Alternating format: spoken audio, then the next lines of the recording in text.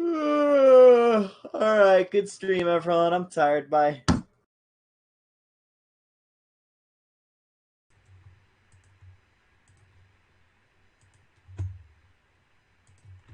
Why, though? Why are you going away? Because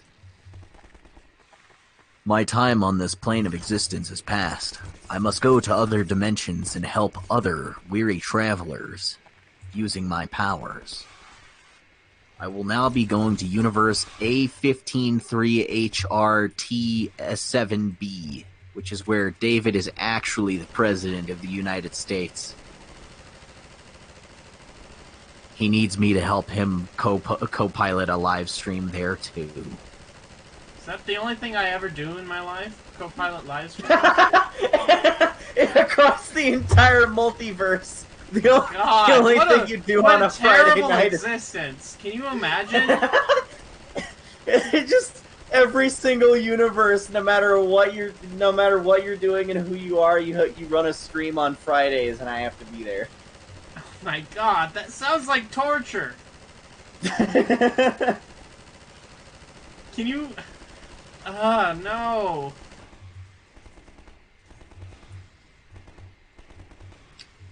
I for one accept your new status in life as the live stream man. Associated Up Spider-Man asks, how am I enjoying that Ninja Turtles game I got the code for?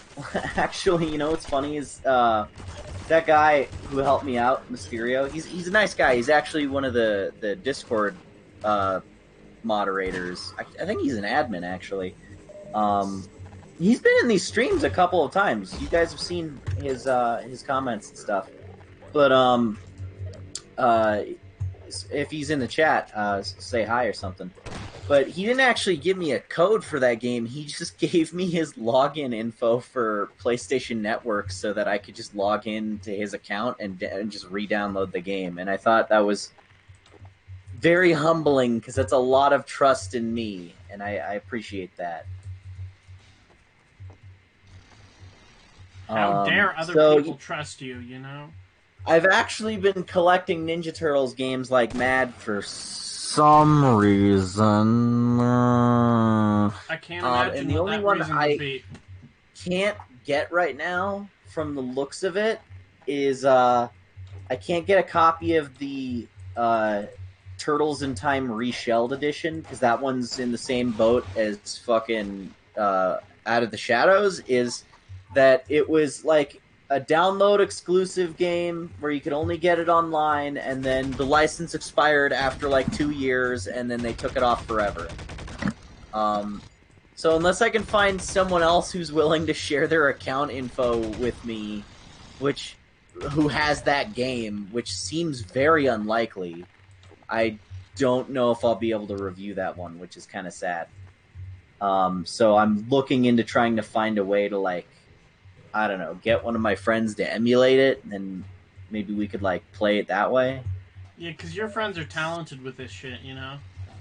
Yeah. Oh, hi, Diego! Hello! He says he's looking forward to hearing my thoughts on the Platinum one. Isn't that, Mutants in Manhattan? Because I just, like, bought a copy of that yesterday, and it's shipping in the next 6 or 7 days. Welcome, friends. Welcome to the stream. Welcome, friend. Friends, Romans, countrymen, you know? You know how it be. Is the Discord open to anyone, or is it just for you, David and Scrubs? It's just for us, because, you know, we just let anyone just show up in here. It's not like a server. Chaotic. It's just a group call where we just run the chat through here. Is how we just talk all at once. It's not like a big server where we have, like, friends or anything. Mm-hmm. Did you finish Destroy All Humans off stream? No, yes, we did. We finished. Well, you finished. We finished it. We finished it on stream. It was last week. Yeah, it was last week. We didn't get all the collectibles, but we figured that wouldn't be as interesting to watch, so we just decided to just, you know, do some Half-Life 2 just for fun, as a treat, you know. Oh, by the way, in the chat, yes, there is a Godzilla Mendoza Discord server. I've kind of like disowned it, and I don't want anything to do with it, but it exists, and I can't get rid of it because like too many people like it, and they didn't want me to like archive it or shut it down. So it's kind of like the official unofficial Discord, because like I really don't have any say what goes on in it or how it runs or what happens with it. I just my name's on it, I guess. Yeah, and the only thing occasionally that I do I'll with, like the only thing that I do with it is that I'd be like, hey, you should I just occasionally jump in it and call everybody nerds. Yeah, that's how I roll. Like I use it to run chats with patrons every couple of weeks or months, depending on how I'm feeling. And then I also use it to sometimes announce videos if I want something to get like a lot of attention. But other than that, I really don't do a whole lot in there or check it a whole lot. Just because it got too stressful. Because well, it's mostly for you guys to know. It's mostly for the fans to talk around. It's not I mean, we all have enough social media anyways that it just gets, stressful to talk about this stuff. And it gets a little overwhelming having so much social media to keep track of, like, and to be available, like, even just emotionally to all these people all the time. It's a lot of work, Okay, right, cuts. How you going? Oh, hi, Willem. Hello, he's here. He woke up. I was having a shower, We were having a very thoughtful conversation about the needs of social media, and then you say, hello, cunts. Fuck yeah. Well, yeah, but I think that's a good point, is that when my channel was a little younger, smaller? like 2 or 3 years ago, a little smaller, it was a lot easier to keep up with the amount of people who wanted to talk to me and say hi or like be friends or message me. Like it was easy to keep track of that because it was only like 20 people. But now it's just like, and I'm not like saying this is a bad thing, but now there's just so many that it gets really, really overwhelming, because like a lot of people want your attention and want to be like your friend and have like kind of like a parasocial relationship thing with me, and like I can't really accommodate the amount of people that want that. Like a couple people it worked out, like Scrubs here. I met him, he was a fan. He was just like, hey, you want to work on like animations together and stuff? And I was like, sure. Yeah. And then we just started talking. We became buddies. But like now, I mean, I had to close my Twitter DMs just because I was getting so overwhelmed by like the 40 or 50 new people who would message me on there like every day about something. And then that's also with the people from like previously who still wanted to talk. And it was just like, it was just getting so overwhelming, and like so many people had something they wanted to show me or like ask me questions or start conversations or send me memes, and it, like all of that is appreciated and cool, but like I just couldn't keep up with it and also still have like any other free time. Because if I really sat down and just focused on replying to all of those and like trying to keep up with all that, I would literally be on Twitter talking to people from the moment I woke up to the moment I went to bed and have zero time for anything. I would not be able to eat meals or make videos or have friends, Yeah. I feel like I'm in the very early stages of that, where I'm not getting as many, requests for people to be my friend. Yeah. I feel like I'm on, just the chill side, where like people are just messaging me if they want to collab with some stuff. Like, or not even just collab, but like, I don't know, the other day, this one of my friends shared with me some stuff, and like I hadn't met him, fuck, I lost my train of thought. I'd only met him because of the stuff that I'd been working on, so like he knew that I was into 3D modeling, and he's like, hey, check out this little thing that I found, you might be interested in it. But that was like years ago, and then from there we started talking, but like I don't think I'm up to the stage yet where like I'm getting requests from everyone I follow ever, or like people who follow me to like talk to them, be their friend, and like get to the like the whole acquaintances or like close acquaintances, or like you know, friends type of area, if you get what I mean. Like, it's very mellow right now. And it's kind of something that I've been thinking about. Like, what if I get to that point? Like, how would I tackle that? My best advice to you is to not feel bad if you can't set boundaries. Placate, not feel bad if you can't placate every single person, because sometimes people might actually get a little bit like a little bit indignant, a little bit like what's the word I'm looking for? Self-entitled. I don't know. Entitled.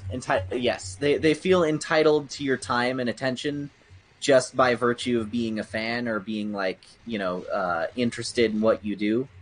Yeah. And like for a while I felt kind of like I owe it to those people, even if they are being a little rude, to give them a response, but I realized that's not really the case. Like if they're not going to be like completely respectful of your time and the fact that you have a life outside of social media, then you really don't need to actually, you know, pay too much attention to it. And like, it's not on you for not placating that, you know? So I feel like I get that, but like, I have a tendency to give people the benefit of the doubt a little bit too much.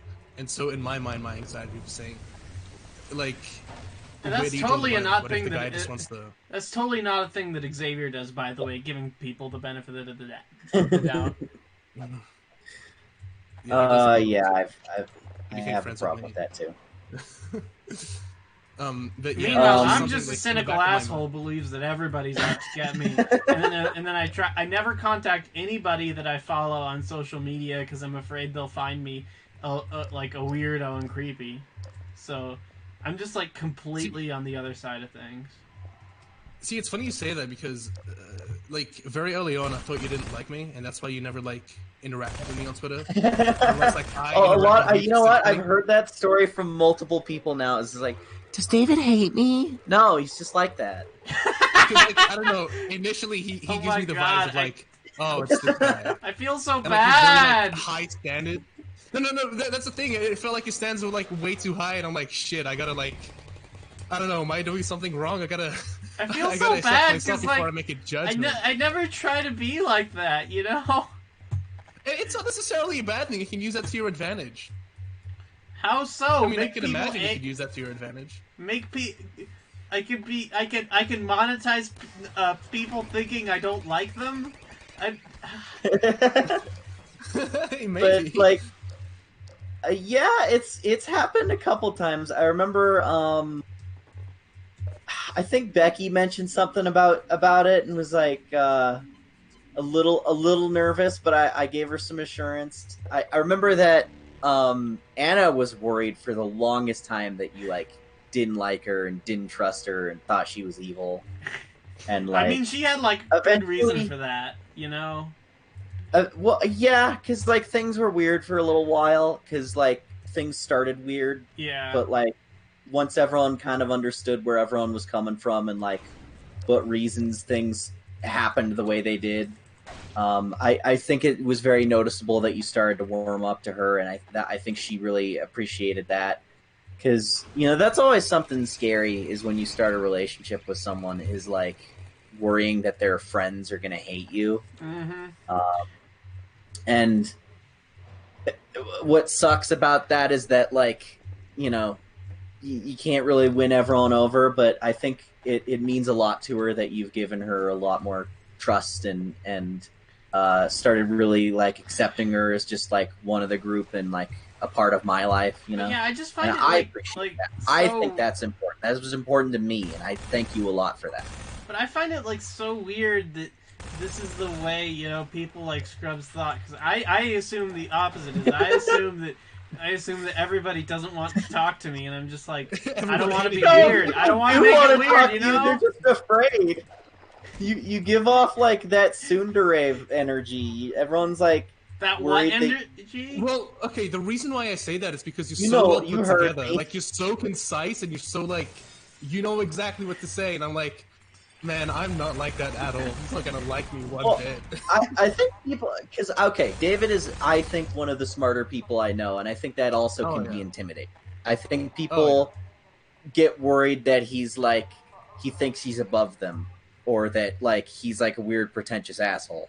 That's not the case. Which, I am, but for completely unrelated reasons. We love you for that. I don't think you're a pretentious asshole, or do I think you think you're better than anyone.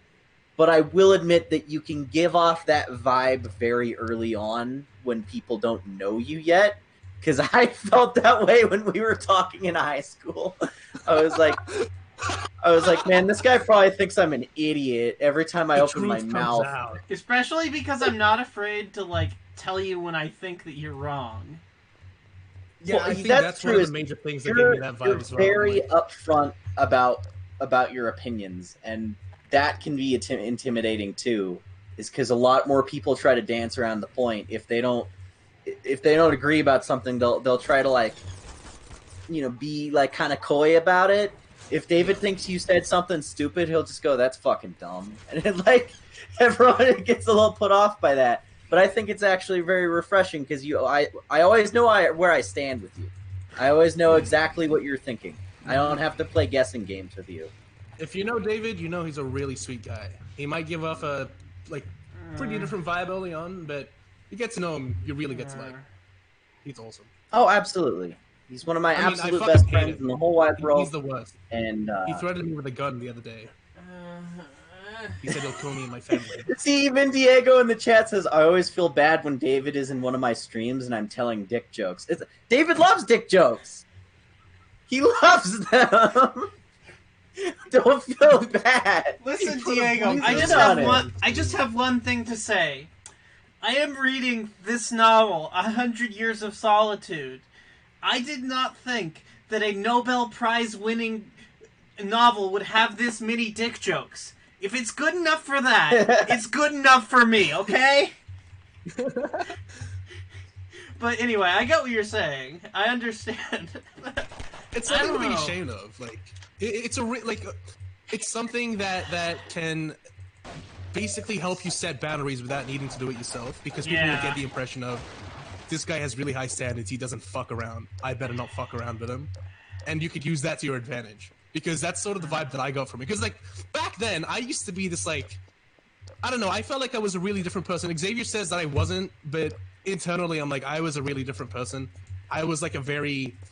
Well, more silly than I am now. Like, I was very fucking silly, very, like, whatever. Just, like, flailing arms everywhere. I was a fucking idiot.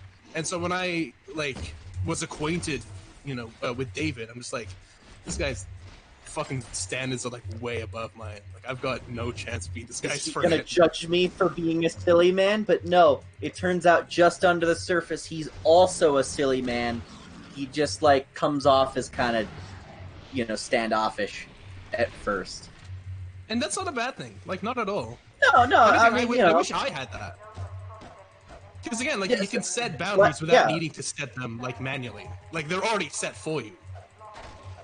Well, yeah, like I said, I find it refreshing, his honesty. That's why I also like having him read over my scripts, is because he, like, I feel like, as much as I love all of my friends, and they're all amazing people, sometimes I feel like some of them, the ones who are, like, who started as fans, kind of have a tendency to, like, blow smoke up my ass a little bit too much, because they're still kind of fans a little bit in a way.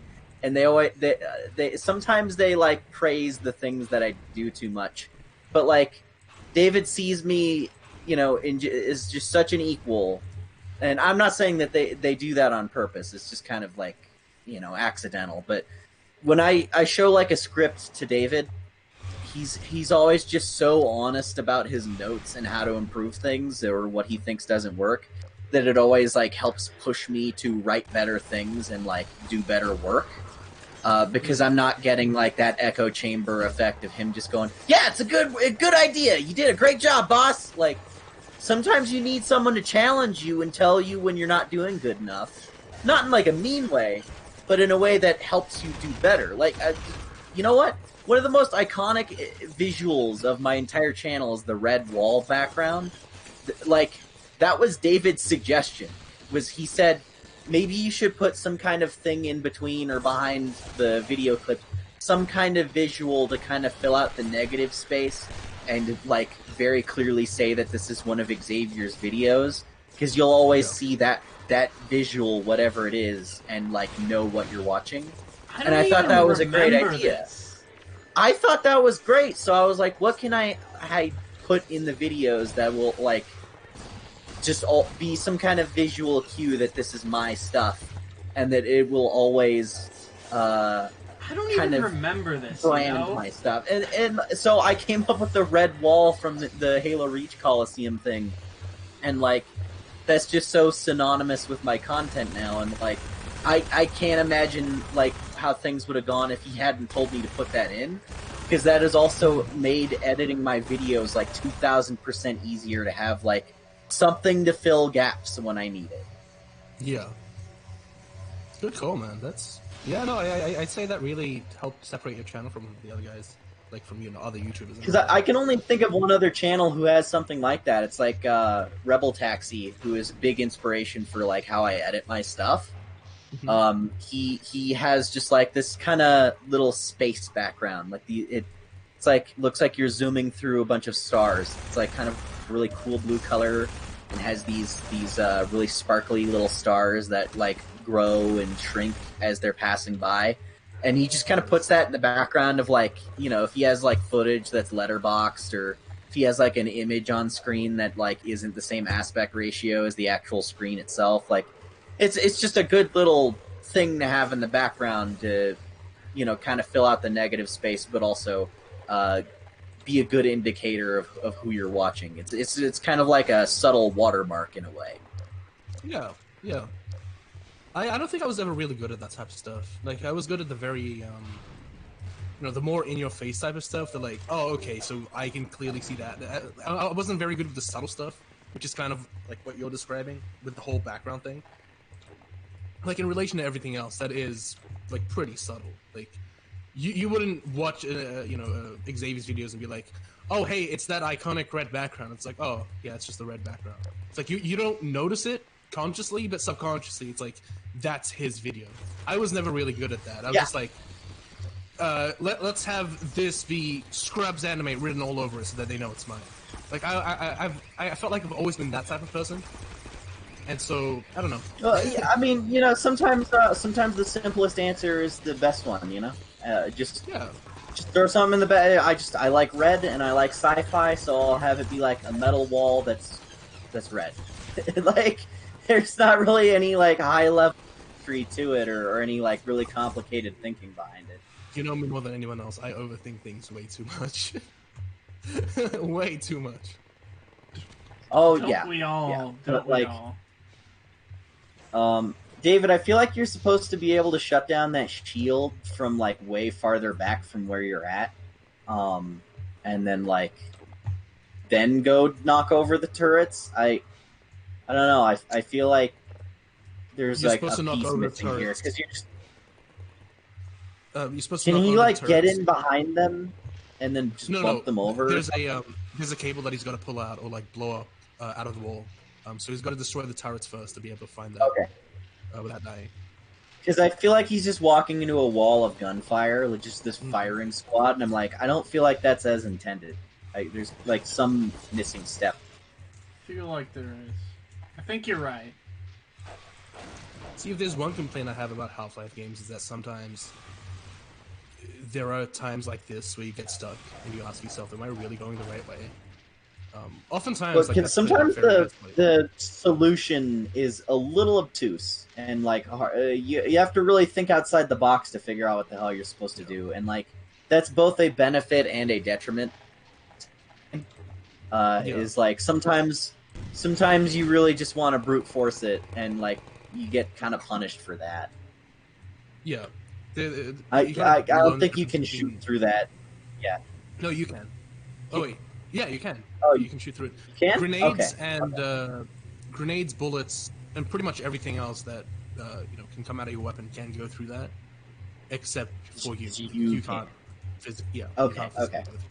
I found where I was feel like supposed this to go. is starting off as like a more talky, like podcasty stream. Just shove your little Gordon face into that vent. Bump that fence over it. There you go. Yeah. I'm watching Breaking Bad, and I got up to season 5, and I got up to the say my name bit, and I had this idea of making. Have you watched it before? This is my second time watching it. Yeah. Okay. The first time I saw it, I binge watched it in like 2 days. Not 2 days. Sorry, what the fuck? 6 days. 2 days. I mean, I don't know if that's humanly possible. Ooh, Breaking I love Bad. how he just shoves the shovel into the fan and Just jams it. throws it. That's such a cool solution for that. But yeah, I was watching the Say My Name episode, and I had this idea of making a Half-Life 2 version of it, where instead of Walter White, it's Gordon Freeman, because they look so fucking alike. And then finding just like a bunch of NPCs from the Half-Life games, it's like, you know, substitutes for the different characters. Like, that'd be something, you know, I'd find to be really cool to just like have up, you know, just exist. Yeah, I suppose that would be nice. I'm sorry. I just don't. I don't actually watch this show. You haven't seen Breaking Bad? It's good. Oh, I like it a right. lot. I mean, I recognize it's just, good, but I also associated it with my obnoxious brother, who like keeps telling me that's why I call it the Breaking Bad effect. Is like when you over recommend something or it's recommended by the wrong person, even if the thing is awesome and you'd normally love it, it makes you not want to watch it. Like, my dad's roommate is really bad about this. My dad's roommate, if he finds something on his own, he'll love it, but if my dad suggests it to him, he'll hate it. Oh yeah, I do that. I do that too. It's, for me, psychologically, it's like, I like to figure out. I like to find things. The fun. The discovery is the fun part. You know, just finding something unique and different. And like when everybody tells you, it's just like, yeah, of course I know that it's good. But when everyone's like, it doesn't. Well, in your ear going, hey, you need to watch this and like this thing. Like, eventually, when it happens enough, you get irritated with it. It doesn't feel like you're finding something, or you're. It doesn't feel like you're watching it for you. It feels like you're watching it for those people. Else. Yes. Yeah. Or to be able to engage in conversation with those people. And at that point, it's like you're not watching it to be entertained. You're watching it to understand when people reference it. Which that's someone in the chat brought up Game of Thrones. That one's perfect. I didn't get into Game of Thrones. And I feel very validated in that decision after what happened. I never really cared for it. You know what? I was such a hipster when Game of Thrones came out. I mean, this is why they call me a hipster, because of this. Because I like to find things that not a lot of people talk about in that sense. Really? You know what? You were being called a hipster before it was cool. And then it stopped being cool, and now it's like... It's played out. They don't even use the word hipster anymore. Yeah. But I just use that word a lot. Did you know you know how like when you're in high school and I don't know, I felt so weird when they gave me this, but you know how in high school when in like senior year when they give you like when everybody gets a senior year superlative, like a most likely for this or most likely for that. Do you want to guess what mine was? What? Xavier, do you know it? What was? Can you ask that question again? My food just got here. Sorry. It's like the most likely to blank thing that all of us got is senior year. Oh yeah. Do you remember what mine was? Had that? I never had that. It's like an American thing. Did I get one? You got one too. Remember. I just think you didn't care enough to see it. What was? Do you remember what it was, David? Oh, I remember what mine was. I don't remember what his was. I may have to go crack open that yearbook and find out what it was. No, it's not in the yearbook. It was like a thing that the senior class did on their own, you know? You know what? I remember what it was now. I remember because like I kind of rolled my eyes at it initially. What mine was is it said most likely to become a comic book writer, and I was like, oh my god, way to typecast you guys. Do you know what mine was? What? Most likely to become like the next film critic or something. You know, like most likely to become the next Roger Ebert or something like that. Man. Well, it's because like that's pretty much what a lot of people knew you for. Is just you really like talking about movies, and you still do. Fucking And you nerd. talk about them from such like a What kind of a nerd clinical talks about point of movies view, all the you know? time, you know? Or has a channel dedicated to talking about movies? Only nerds do that, you know? The closest thing I've ever gotten to that was one of my what was it? It was for like a computer lab subject in high school. One of my teachers was like speaking to the other teachers like privately, and he was talking about me. And apparently, what he said was, if he doesn't do something in computers, I'm gonna become a circus monkey. And then one of the teachers told me that, and I'm like, that's the best thing any teacher's ever said to me. Aw, that's cute. That's nice. I like that, you know? I appreciate it. Wholesome. Isn't it nice when other people have confidence in you? What is this strange thing, you know? It's funny because like teachers really like didn't really care for me before that, so like hearing that I was like, holy shit. I mean, I've had a couple of teachers that were like, he's a really good student. That voice crack, Jesus. But that's exactly what your teachers were like. You know, that voice crack. Your teacher's voice, his voice cracked when he said it. You're just quoting it. Man, if he doesn't do this computer thing, oh, become a circus monkey. But yeah, that was a really cool moment because like I never thought that I'd be spoken to or spoken about in such a way. Oh yeah, yeah. It's sometimes it's nice to get a compliment like that. But Diego says in the chat he would have loved to go to school with David because no one ever talks about movies, or no one ever talked about movies with him back then. Wow. And like, I get that. Well, because like the only person I really knew who cared enough to have like conversations about that was David. Yeah. Because like my other friend Jackson, he was more into video games.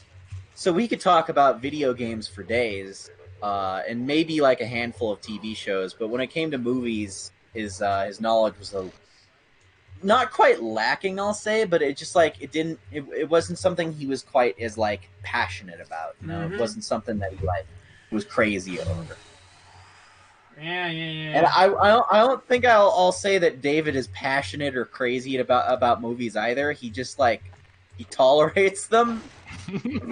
What? He's in like I feel like David is in like a really comfortable marriage with movies where he's like he's very aware of their flaws and he just puts up with it. He's ready to get a divorce at the first sign of trouble, but for the time consider that the divorce. Some people are just like staying together with movies for the kids. But he's like he's a little bit more on the content side, you know. He's cool with them. He just knows that sometimes they spend too much on shoes.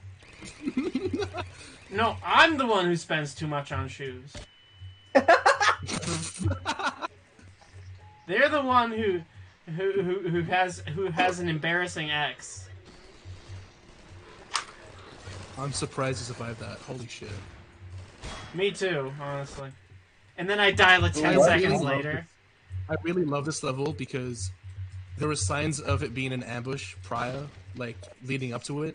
But when you get to it, you don't really like remember that because you've been through like enough to like forget that there was ever an ambush or like there was signs of an ambush. But when you get to it and you're walking through it and you get ambushed, it's like a really cool gotcha moment. Fuck, I love the Half-Life series, man. Man, You you're should make more of these.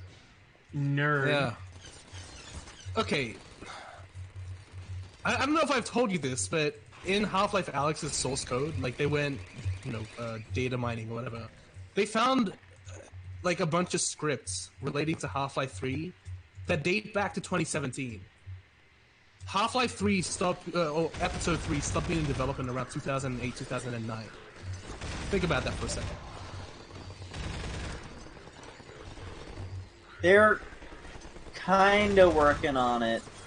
Kinda. Ooh, I wouldn't say kinda. You know, it's like me in reviewing the X-Men movies. I'm always kinda working on it. I don't know if they're kinda working on it. I feel like right now with Half-Life Alyx being released and all, they have more of a drive than ever to work on it. Because everyone in the studio wanted to work on a Half-Life game. Like, when Half-Life Alyx was pitched to everyone at the studio, everyone was like, I'm gonna drop everything and I'm gonna work on this. The whole studio was working on Half-Life Alyx full-time. So that really tells you something. You're telling me that Valve actually makes video games sometimes? What a strange concept. Sometimes. Rogue Valve developer actually tries to develop game. Wait, Valve is a game development company? Huh. I thought that they were just like an app store for games. I thought Valve was just known for its Steam, the app. The fuck is a Half-Life? They made that? You're talking about the molecular half-life, you know, of plutonium, right? Yeah, yeah. Never knew they came up with that. They founded that? Huh. Never knew they were that old. Jeez. Euphoric Lenny is in the chat. He says, "Hey nerds." Hello, Euphoric Lenny. Welcome. What up, man? Thank you for coming to join us this evening. We're glad to have you. Anybody who's euphoric and a Lenny is welcome in this chat. Anybody else, you can get the fuck out. You can be a Lenny, you could be a euphoric, but if you're not both, then... Sorry, I don't want you in this chat.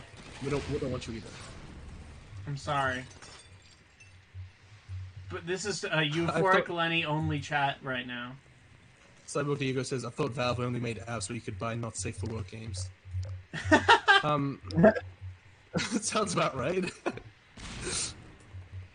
I still fucking love that article. Rogue Valve developer actually tries to make game. Because, like, in my mind, that's how Half-Life Alyx got made. Is just that guy was he said, like, the hardest part about game development is memorizing your boss's lunch schedule or his break schedule, so that you could work on the game when he's not looking. The thing with Half-Life Alyx is they had to pitch it through Gaben, or like they had to run it through Gaben. Either maybe because I don't know if he's still the CEO of Valve, like whether but he's important. To get his permission. He's what? Sorry. He's important. He's an important guy who has opinions. You know, founder of the company. Right. Even if the founder, you know, isn't the guy who's in charge day to day, they can have a lot of influence. You know. Okay. Yeah. Well, you know, it's like everybody, he's the guy that everybody looks up to and like respects for their opinions. Well, and he also had such a big hand in the early Half-Life games that he's kind of like their Stan Lee. You know, you just want to get like his input on it from a creative standpoint too. He's their Gene Roddenberry. Yeah. Yeah. Well, here's the thing though. He didn't know that it was taking place because they basically got him through a good chunk of the game. Went to Gabe and were like, so we're making a Half-Life game.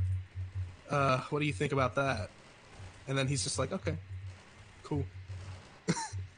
Like, he's just sitting there counting his. He's counting his $100 bills. Like 10 stacks of $100 bills, just like counting them, putting them on a table.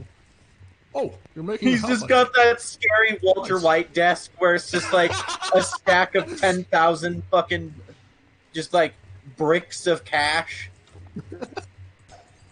Yeah, pretty much. Oh, you're making another Half-Life game, I see. Nice. This one's gonna be. And he was chewing on a donut while they were doing it. Wait. The fans want this though, right? Like that'll make a lot of money. He had to only be for VR. Listen, I'm sorry. I just want him to be chewing on a donut while they tell him about the Half-Life game. Oh, your Half-Life game, you say? Well, that sounds just swell. This is pretty right way. Does it have VR support? The fuck? Exactly. I could barely understand anything. Well, here's the thing about the whole VR shtick. They didn't really care whether or not the game would sell well because Valve is like independent. They don't have to like answer to anyone but themselves.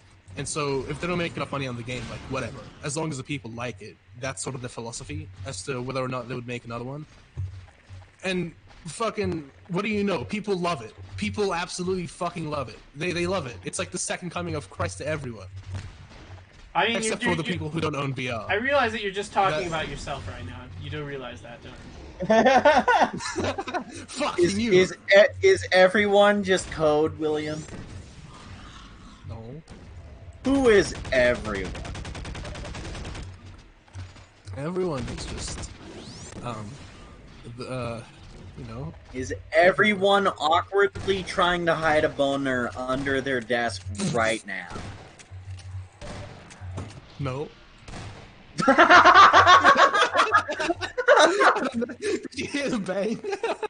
Yeah. I didn't think that would go through.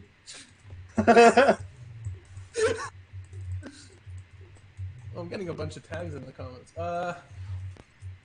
Val made some games, okay. Jokes. Let's read the jokes out. I thought Val, okay, we read that. Val made some games. I thought they only made cosmetics for some other people's multiplayer shooters like Knives. They do that too.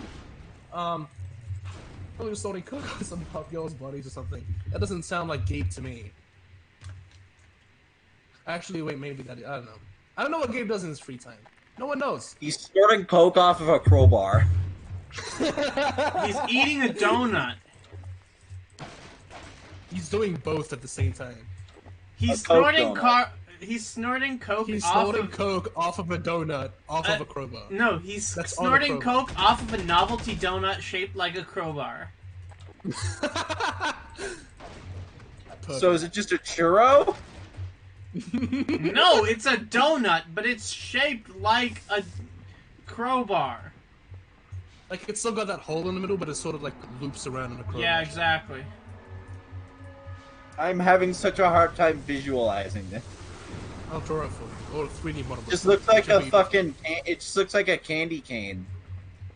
Yeah, except it's donut, and it's got, like, a hole in it. That doesn't help make it any more fucking clear. Well, that sounds like a you problem.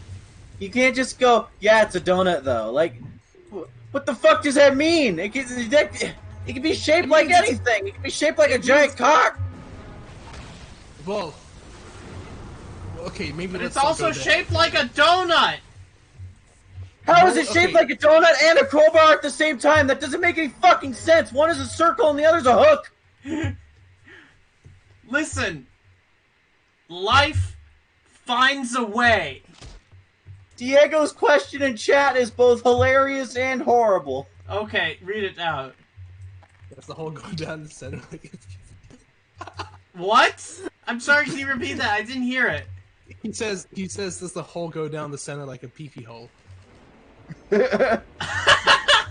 Oh no! It's so horrible, but it's a, you know, this man is asking the important questions right now. Oh look, we met Alex Vance. Speaking of pee-pee holes, I'd like if it would just like cut to a different camera angle of her perspective, where she's just got like two floating hands, and she just actually only canonically sees in VR. Alex Vance was a robot all along. She is the robot. That's why she was weirded out. No. She's a normal person. It's just that through her own eyes, she only sees VR. That sounds like a VR real big problem, you know, psychiatrically. Look, yeah, don't we all see like that? I mean, yes, of like, course. when she walks around, she doesn't actually see herself walking. She just closes her eyes and opens them again really fast, and she's at a different spot. Wait, so you're telling me you guys don't do that? Huh.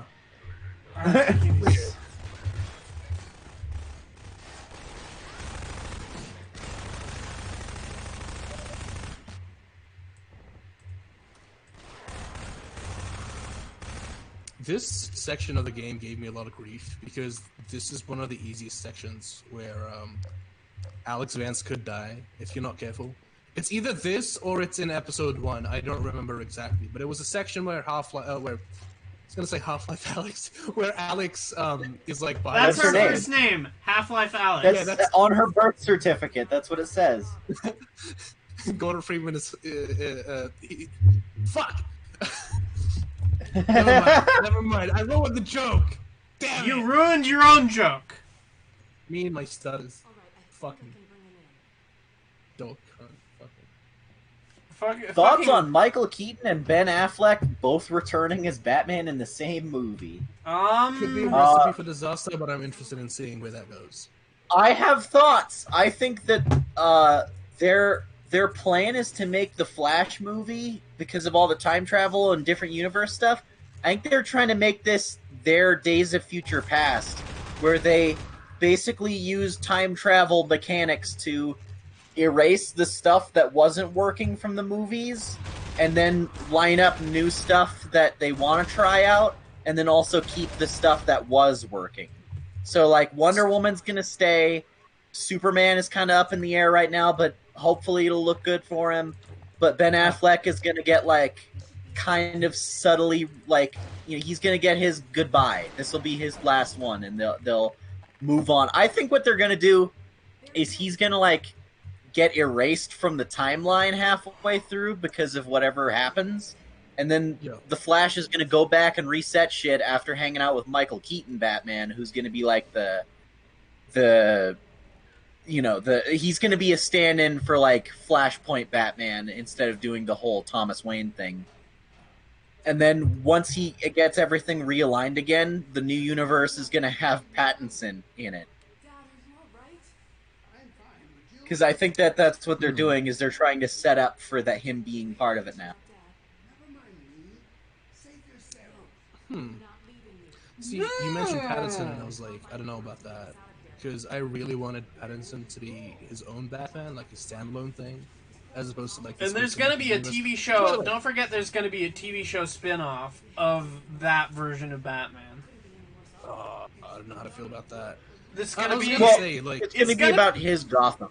Yeah. Or his, it's going to be like the police department, and it's going to be about like Commissioner Gordon, and so Batman will just be kind of like, world building stuff. Oh, okay. So I'm just slob My squatting. concern with that is we've already had a TV show that was that. I don't know what this what one's going to do differently. I love how Alex is having this like really emotional conversation with her father, and I'm just slob squatting on the desk. That happens a lot in this game, don't they? I think it's happened in like every single game that we've played.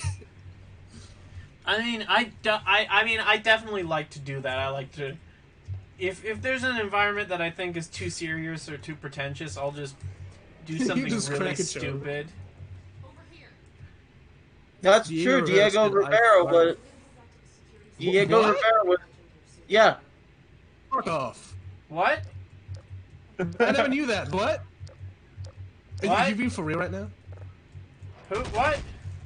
It's an inside joke. Basically, he was assigned to be like the medic on staff, kind of nearby the set in case like a stunt went wrong. But that was it. So I made a joke that he was the star of the show because he was just kind of like. I thought he had like a dedicated role in everything. Technically kind of worked on like an episode or two or something, you know? But like, was he on the camera? Like could we see him on set? Okay. Not that I know of. Alright, well it's okay. I feel better about not being really clear. I'm kidding.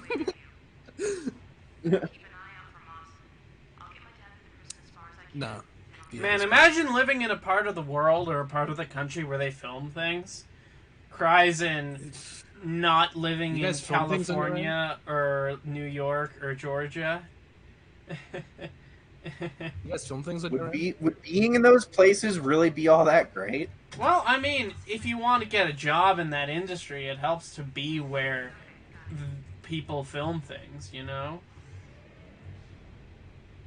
I love how in the Disaster Artist movie, apparently Tommy Wiseau just decided to up and go to California. Just like, go to Hollywood. Well, what like, I remember what happened is that... On a whim. Yeah, he had like a house there because everybody online thinks that Tommy Wiseau got his money from the mob because he just has like bottomless money and nobody knows how he got it. He says he got it importing luxury leather coats. Like, do you really think you're gonna earn that much money from just importing this? Like, so everybody, so it doesn't line up here. So some people have the conspiracy theory that he did this. It was a mob money laundering thing. Wow. Can you imagine if it actually was? Fucking made that movie with crime money. What a hero. Gets convicted. He's on TV. I fucked with all of you. Bitch. I didn't really make bad movie. Ah ha ha ha. I used illegal money to make best movie ever. Fuck you, America. I feel like you're making his accent too Russian. I don't think... I know! He doesn't sound like that. I've been doing the Russian accent for too long that just like every accent I do has a little bit of Russian in it. Wait, are you here to... Are you one of those Russians who's here to disrupt our election? What do you mean? I mean, what do you mean? I mean, are you one of those Russians who's trying to get Trump elected? I don't know what you're talking about. But all hail Lord Trump. All hail Lord Putin. I mean, what? The other one. The other one. The American The one that is correct and that seems like the American thing to say. That one. Yes, yes. What he said.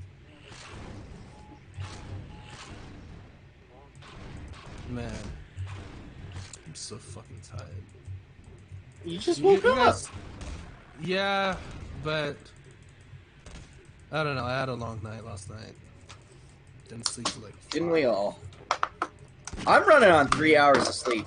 The long dark night of the soul. Yeah.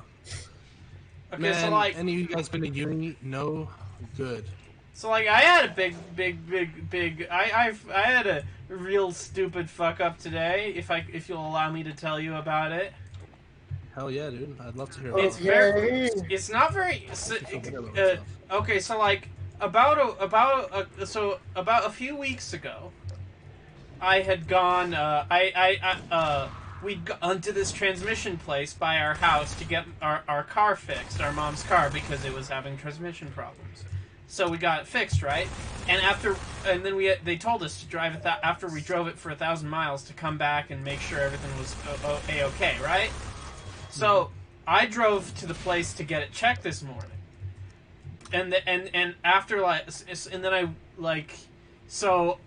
walked to a nearby coffee shop and I walked back because they told me it would take like 30 minutes to finish, and it wasn't done yet. So I asked them if they could hurry it up.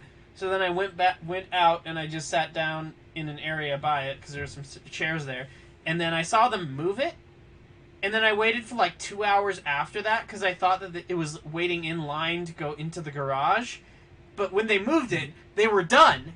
And then when I walked in, they was like, "Where were you? We were waiting for you." And I thought, oh, I just wasted a lot of my time, didn't I? Big rip. Fucking rip. Rip me. Fucking Devo. Big fucking ripicon. Shay Smithers says, "Hey, Xavier, just wanted to say great job on the newest video. Thought it was great. Thank you so much. Indeed. I'm glad that the response has been so positive. It was a good video. You deserve a good response for it. I will not allow you to be negative about your own videos, This is a positivity only gang. If you're negative about this video, positivity gang rolling in and praised by the fucking creators of the show that you're reviewing, yeah, you need that's to a big deal. You need to reassess how you view yourself. All your videos. No, honestly, I'm very proud of the fact that the creator of the show watched that and thought it was a good video and liked it. That means a lot, and I just hope that stuff like that keeps happening. I would like to get more official recognition on my stuff, because I think I do good videos for the most part. Like, there's some that I'm not like 100% happy with in like retrospect, but I generally am very proud of my work, and I think it's cool that you know, I appreciate that they heard me out, and even though like I criticized the show a little bit or like talked about things I didn't like about it, but they still appreciated overall that I was in support of it and trying to spread a good message, and like, I don't know, it's refreshing because I'm very used to just thinking that if I criticize something, I've made enemies with the person who made it because of a particular comic book writer who basically acts like that. I wonder who this comic book writer is. I've never heard of him before, you know? What's a comic book writer? Just a specific person who, if you criticize his work, that just puts you on his permanent shit list, and he like blacklists you from ever like coming anywhere near the comic industry potentially. Although I don't know that for sure, but I have a very strong feeling given some evidence that I have. But anyway, it's nice to have like, you know, a positive experience where I talked to a creator and like they saw my stuff and appreciate it. David, that was nice. So just throw a grenade in there. Throw a nade. No. Bomb the place. Oh, you did it without a nade. Nice. He just threw fucking barrels at it until he accidentally like just accidentally unplugged it. First try. You get it? It's a Lego movie. Yes, it's a reference to the Lego movie. Happy with the comments on the new video, though. I'm getting really pissed about how many people didn't watch the show and didn't watch the video and just dropped by to say, no, you're wrong, the show sucks, and then leave. You had a guy in the chat, because I was watching it live. You had a guy in the chat who was like just criticizing the show instead of watching. But he hasn't watched it. He hasn't watched it. That's the thing. He admitted that he hadn't watched it. He just wanted to just shit on it. Like, I was like, here's the thing I like about the show. And he's like, no, that's bad. Are the only good opinions, even if I don't know anything about what I'm talking about. So I told that guy in the chat, are you going to watch the video or are you just going to bitch in the chat? And then he got real quiet. Yeah. And then he sent like a two-parter message right after. Oh, okay, sorry. My headphones are flipping out. So just give me 1 second to get them back online, okay? Oh, hi, Zach. Zach is in the chat. Hey, it's the Iron Zach. The Zach Ninja. Fuck, what other combinations are there? The Zach Iron. The Ninja Iron. I've decided his new name is Thomas. His name is Thomas.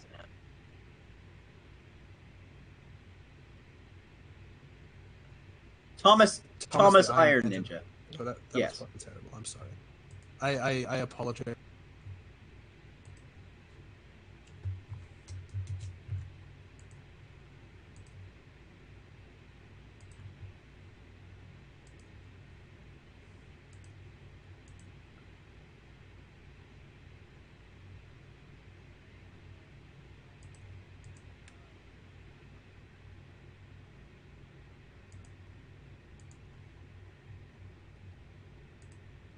Yeah.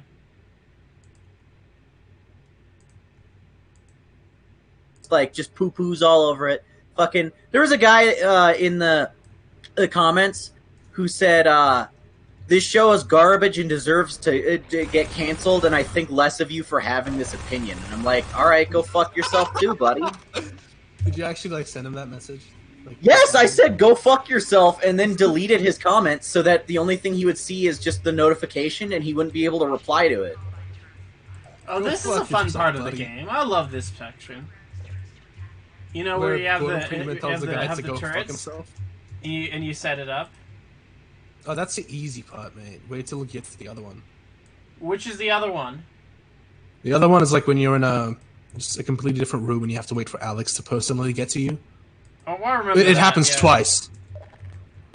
I've played through this section of the game already, I've played ahead of this. I just remember this as being fun.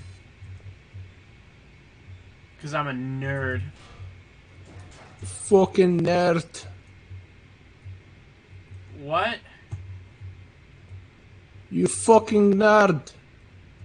What's that accent you're trying to do? I want to know. Trying to do a Scottish accent, you fucking See you in a bloody bit, Diego. kite. See you later, Diego. Hope you're having fun, whatever you're doing. Talk to you in a See you moment. later. You know, for this section, I actually wanted to keep the turrets really close, so I keep setting them back up. So I just kept them in those doorways there. I didn't take them all the way down the stairs because I wanted to get to them faster. Likewise.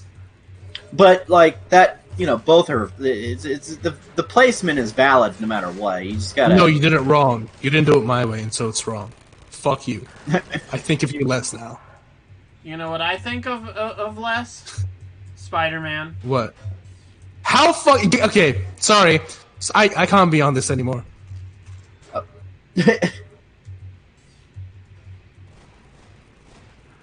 Came back like three seconds later. Hi guys.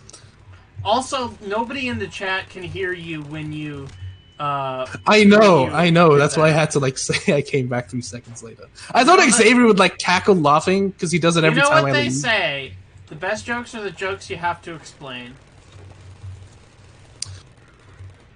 Shut the fuck up. I do that a lot. Don't bring it up. Yes, I am making fun of you right now. I know. And that's why we're no longer friends. Yeah. We're now just friendly acquaintances. Where's Xavier? Is Xavier here right now? I don't know. I'm still here. Oh, he's just he's just eating his fucking burger like a loser. I'm just eating chicken tendies, bro. It sounds lame, dude. You should be eating a burger. Chicken tendies I can't be friends with someone who doesn't eat burgers. Fucking wimps, okay? I can't be friends with someone who prefers. No thanks. Those are mine. I can't be friends with people who eat meat. I can't be friends with people who prefer chicken tendies over burgers. I'm sorry. Is that I have a chicken tendies and burger. I have both. Oh, okay. But you're eating the chicken tendies first, aren't you? Yeah, that's what I thought. Like mixing it up. It's like I too like to play on the wild side. I eat my tendies before my burger. Okay, what did you take a bite of first? Your chicken tendies or your burger? My tendies, bro. Yeah, exactly. I love my burger. I love my burger. Oui. You know what else there is in that? In that Nobel Prize award-winning novel, 100 Years of Solitude? Mm-hmm. A lot of incest. Like... Yike-a-rooney. More incest than anybody would say is normal or healthy. Like, normally you and I would be like, you know, just a little bit of incest, that's okay. But this is like a lot of incest. Yike-a-rooney. See, one of the main turnoffs that I had for Game of Thrones is just that. Because people are like, oh, the show is good if you can get past the incest. I'm like, I don't want to get past the incest. Like, that's... I don't want to... No. I mean, the incest is just in, like, one relationship anyways. And it's not portrayed as healthy or good. Oh. I mean, the way people are saying it, it's like, it's littered throughout the show, and I'm like... I mean... What? Why? I mean, I can't say about the show, because I've only read the books, but in the books, it's very clearly that it's like a toxic relationship. Because there are these two twins that are incestuous with each other, because they never want to be apart, because when they were younger, they were always together, so they have sort of... It's a codependent relationship, you know? And then, eventually, one of the characters grows out of it. Because he meets people who make him grow, you know? Yeah. So, like, yeah. Still pretty weird, though. Yeah. Should I wear my book on my head? Yeah, why not? Just balance it up there. Like while you're playing. When you were talking about me in a positive light earlier, I covered myself with my flannel jacket because I was like, I'm too embarrassed to talk to anybody right now. Yeah, I saw that. I even commented on it. Full disclosure, I haven't looked at the chat this entire stream, so if you're waiting for David Senpai to notice you, that's why. No, they're talking shit about you. They're saying how you're a terrible person and they don't like you. I mean, I expected that, so like, it's not. I'm just kidding. They're talking about Zach and his girlfriend. Oh no, Zach and his girlfriend are here in the chat? No, it's just Zach, but they're talking about his girlfriend. Oh. A person who has a girlfriend is a girlfriend What a fucking haver? nerd. Yucky. Ew. Xavier slowly walks out. Fiancés are okay. Yeah, but that's like a promotion, though. Anna isn't his girlfriend, okay? Anna is his special lady friend. That's different. Yeah. She's my life partner. Yeah, see, he promoted her from girlfriend to life partner. No, she's your bro. Look into They sat down at a conference table, opposite of one another, and they were like... Two bros. So... No. Two bros sitting across the table from each other. Bro, show me your world. Bro, do you want to be my life partner or something? It's like... Bro, like, totally. Show me my world with... What would your world be without me, bro? Close your eyes. Do you see nothing? That's what my world would be like without you, bro. Bro. I demand that, like... That's how it happened. Whenever you have, special alone time with your life partner, you need to call him bro. You better hurry. Oh yes, bro. More bro. There, bro. Good work, bro. Oh! Stick it in there, bro. Is this really something to be bringing up on the fucking stream? Come on. Oh, my back hurts, bro. A little lower, bro. You better hurry. Man, I haven't had Left, breakfast bro. yet. Now I'm listening to this. I haven't had breakfast and I'm listening to this. Isn't this great? When you say life partner, what I think of is that, I have an aunt who is a lesbian, and my family, when I was a little kid, she came to visit with her lady love, So they introduced her and her lady love, her girlfriend, to me and my brother as her partner. So of course, 5-year-old or 6-year-old me, not knowing what that was or what a girlfriend or a boyfriend was, not knowing that gay people existed, not knowing that straight people existed, I put 2 and 2 together and thought that they were business partners. Like, they just worked together. They had like a bakery or something, and I was like... And even when they started raising a child together, I still thought that they were just good friends. Hey, bro, Wow, you want man, to raise imagine- a child with me, bro? Sure, Imagine let's have conducting a baby, relationship bro. like a business transaction. Or like a business They're meeting or just- whatever. Listen, they're just gals. So I who are suggest if we do this and that, then we get a Listen. 25% profit margin. They're just gals who are business pals, Yeah. There's nothing gay about that. David, I think you're supposed to go through the force fields that Alex shut down. Yeah, there you go. How dare you tell me what to do?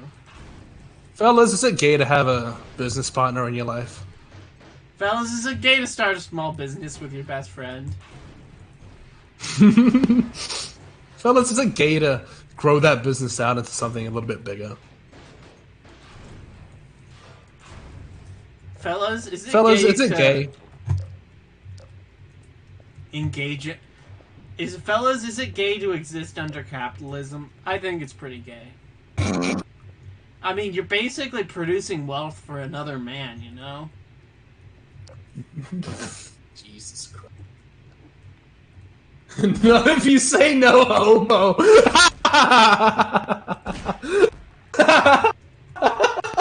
Is Xavier even there right now? I haven't heard him for like 5 minutes. I think I'm just he just listening.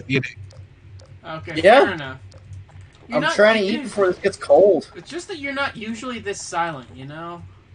Yeah, man. You Yeah, alright? normally I'm just screaming and yelling and bashing my head into things. Exactly. So Yeah. like, I don't You want to do know that if now? Because it kind of feels weird when you don't do that. Exactly, you know? Oh man, I Just hated give this us no- section when I played it last time. It took me so long to defeat this bit. Let's see if I can do it on the first try. I'm surprised you've played this all before. Well, I thought the last bit you got to was the fucking what do you call it? The stations out on the beach. The what? I don't know why I got that impression. Like, you know the combine stations? Yeah, but like the last part that I played was the very last of the combine stations, so I just beat it real quick, and now I'm in the combine area, you know? Huh. Fair enough. Fair enough. Fair enough. Fair enough, Clint. Fair enough. How dare you say fair enough? That's my word, you know? It's That's cultural my word. appropriation if you say it, you know? I beg to differ. Hey, bro. I think it's my word. Hey, bro, you wanna appropriate some culture with me, you know, bro? Don't say that. Don't say that. Why not? Dresses up as an Indian. You wanna appropriate my culture, bro?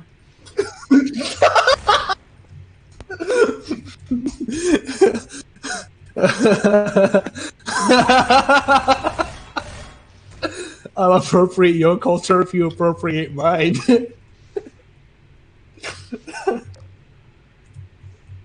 Oh, I see how it is. Bruh, let's have our wedding on a former slave plantation. Jesus Christ. I think it's safe to say that went a little bit too far. No, Ryan Reynolds and Blake Lively did that. Oh. As long as Yeah, Ryan they run a Reynolds lot did of it. hot water for it, you know?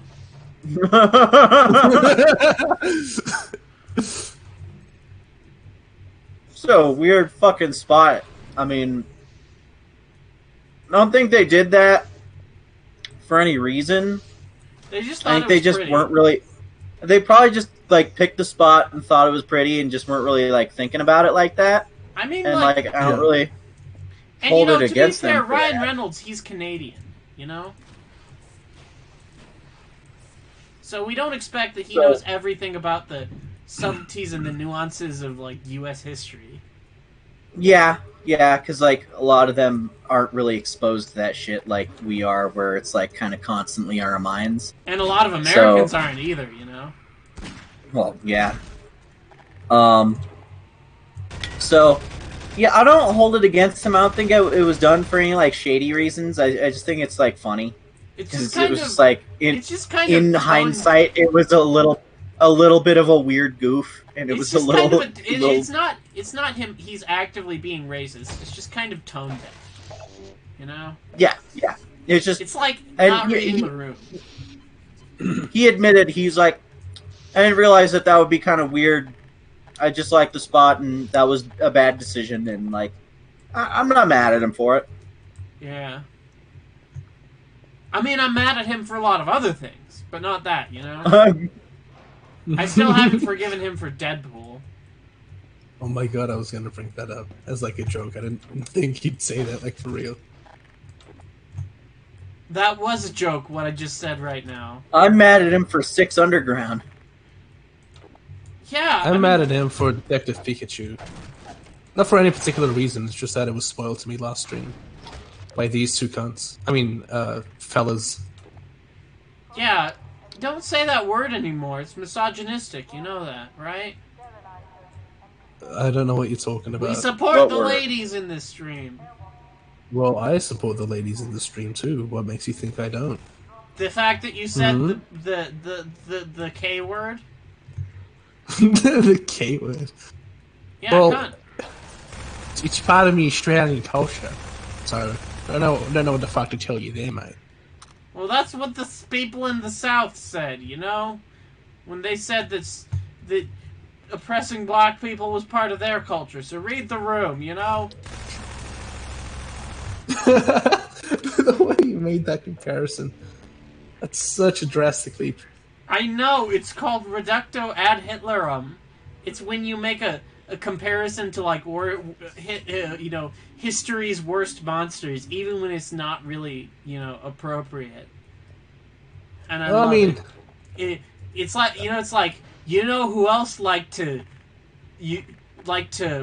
tie their shoes that way? Hitler. Well, I mean, when it comes to this topic of, like, the C word being said in, like, you know, America versus Australia, like, there are some people that, like, genuinely think if you say it in any context ever, then you're an evil human being.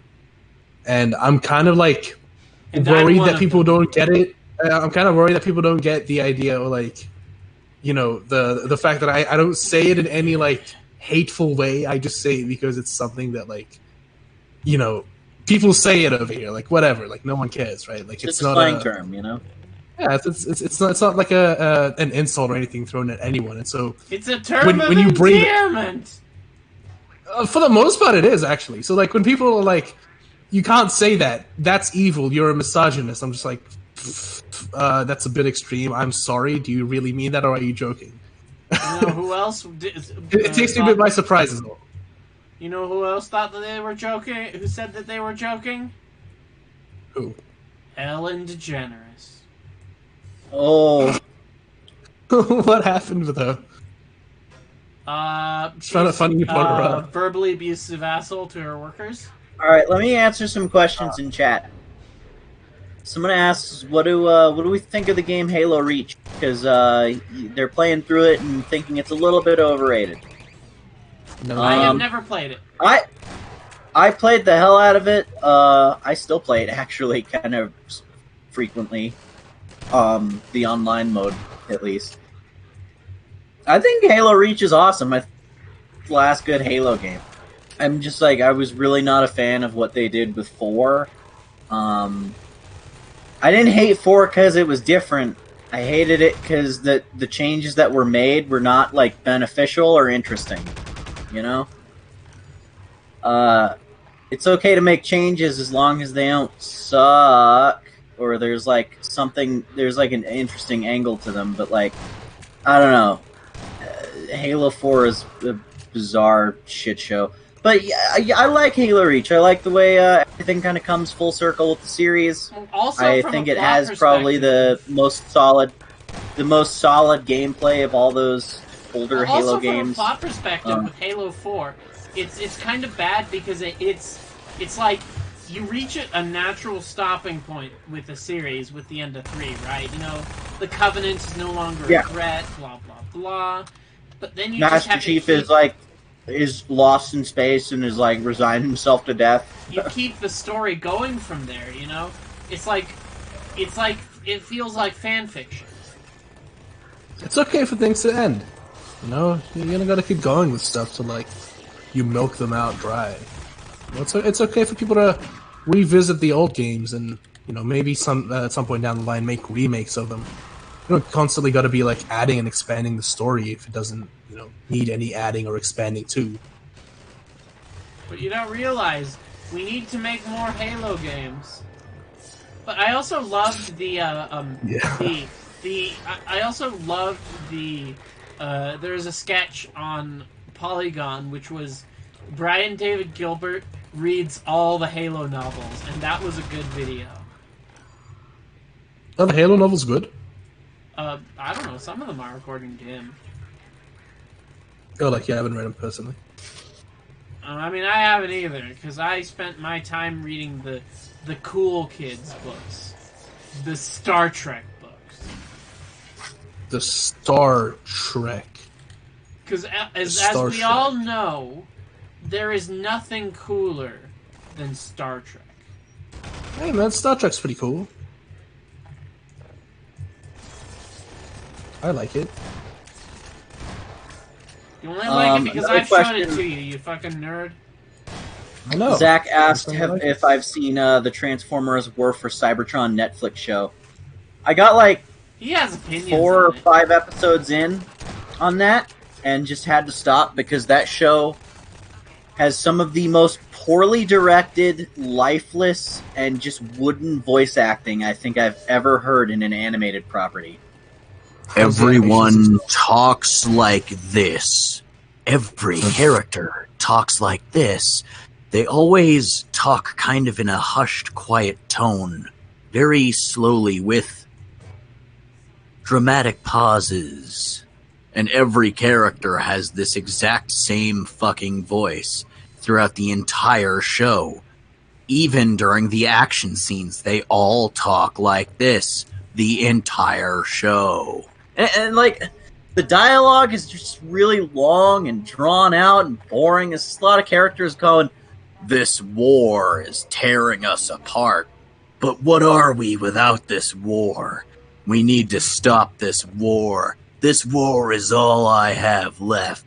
I didn't sign up for this war, but this war is now mine to fight." Like, just shut the fuck up. Just fight, you big dumb robots.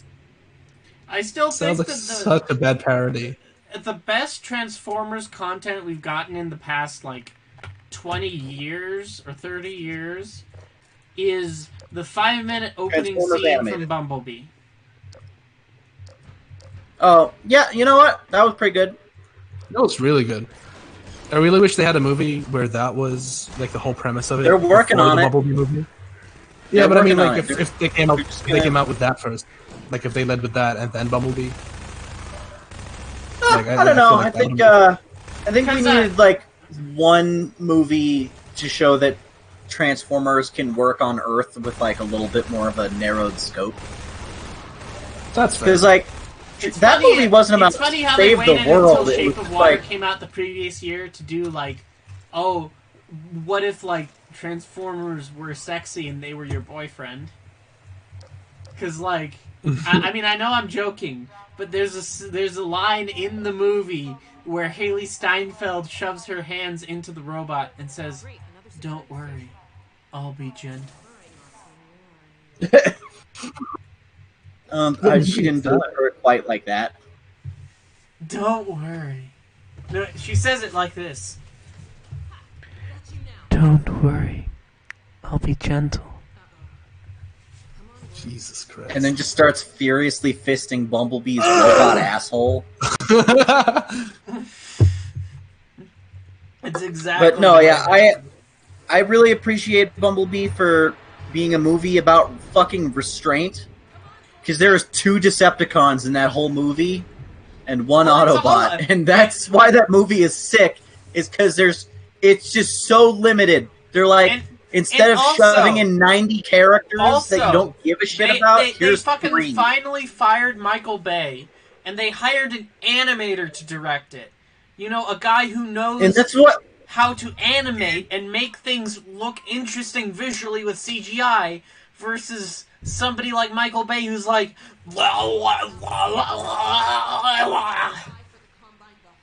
and that's exactly how Michael Bay sounds like, right? you can actually follow what's going on in the action scenes without having to like watch them in half speed. And here's a good test for a movie. Can you understand what's going on, even if you mute it? Yeah. Like, Yeah. you can't understand anything of what's going on. Hi, Anna. Anna is in the chat talking about buttholes. Hello. Let's get a dab in the chat for our good friend Anna.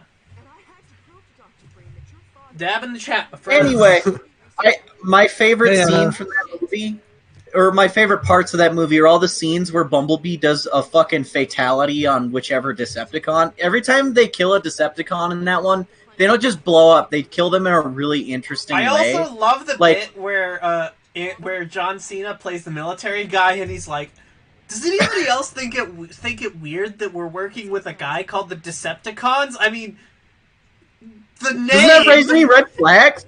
He goes, they literally call themselves Decepticons. That doesn't raise any red flags? So then all the military guys are like, no, it sounds fine to me. No, but they said they want to help us. They might as well have called themselves the Liar Bots.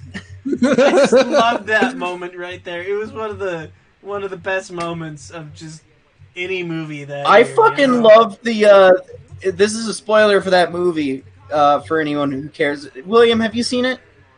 Bumblebee, yeah. Okay, you remember that bit at the end where he throws that chain around the Decepticon that's a helicopter, and it like jams up his rotors. So then he tries to transform, and then he turns into his robot mode while these chains are all looped all over the fuck around him, and like they're all just caught up in all of his joints and cogs and stuff. And he's like, "You think these chains can hold me?" And then Bumblebee, before he even finishes his sentence, just pulls on it, and it just rips him in half. Yeah, I remember that. That was so cool. Like, his fucking arms and head and his torso just fly off in 10 different directions, just shredded to bits. And that was so cool. And, like, what I always love about ultra-violence and Transformer shit is that you can get away with it because they're robots. But you have to remember that they're technically organic creatures. They just evolved that way as, like, machines. And, like, I just love watching all that shit with the context of, like, these are not built by people. They are just another type of people that have a different biology from us. And I just try to reimagine everything that happens to Transformers as if it were happening to human beings. And it makes it so much more fucking morbid. Man, I thought they came from the Allspark. What are you talking about? It depends on the version. It's weird and confusing. There's some evidence to suggest that Transformers can reproduce sexually somehow. Other stuff is just like, oh, there's built also in a a factory. lot of Transformers comics that have some interesting commentary on gender. Yeah, because, like, they don't really have gender. They're machines, you know? They're machines, like, so there's some gender. You know, so there's some, you know, robots will be like, oh, I'll try changing gender for a week, you know, see what that like, you know.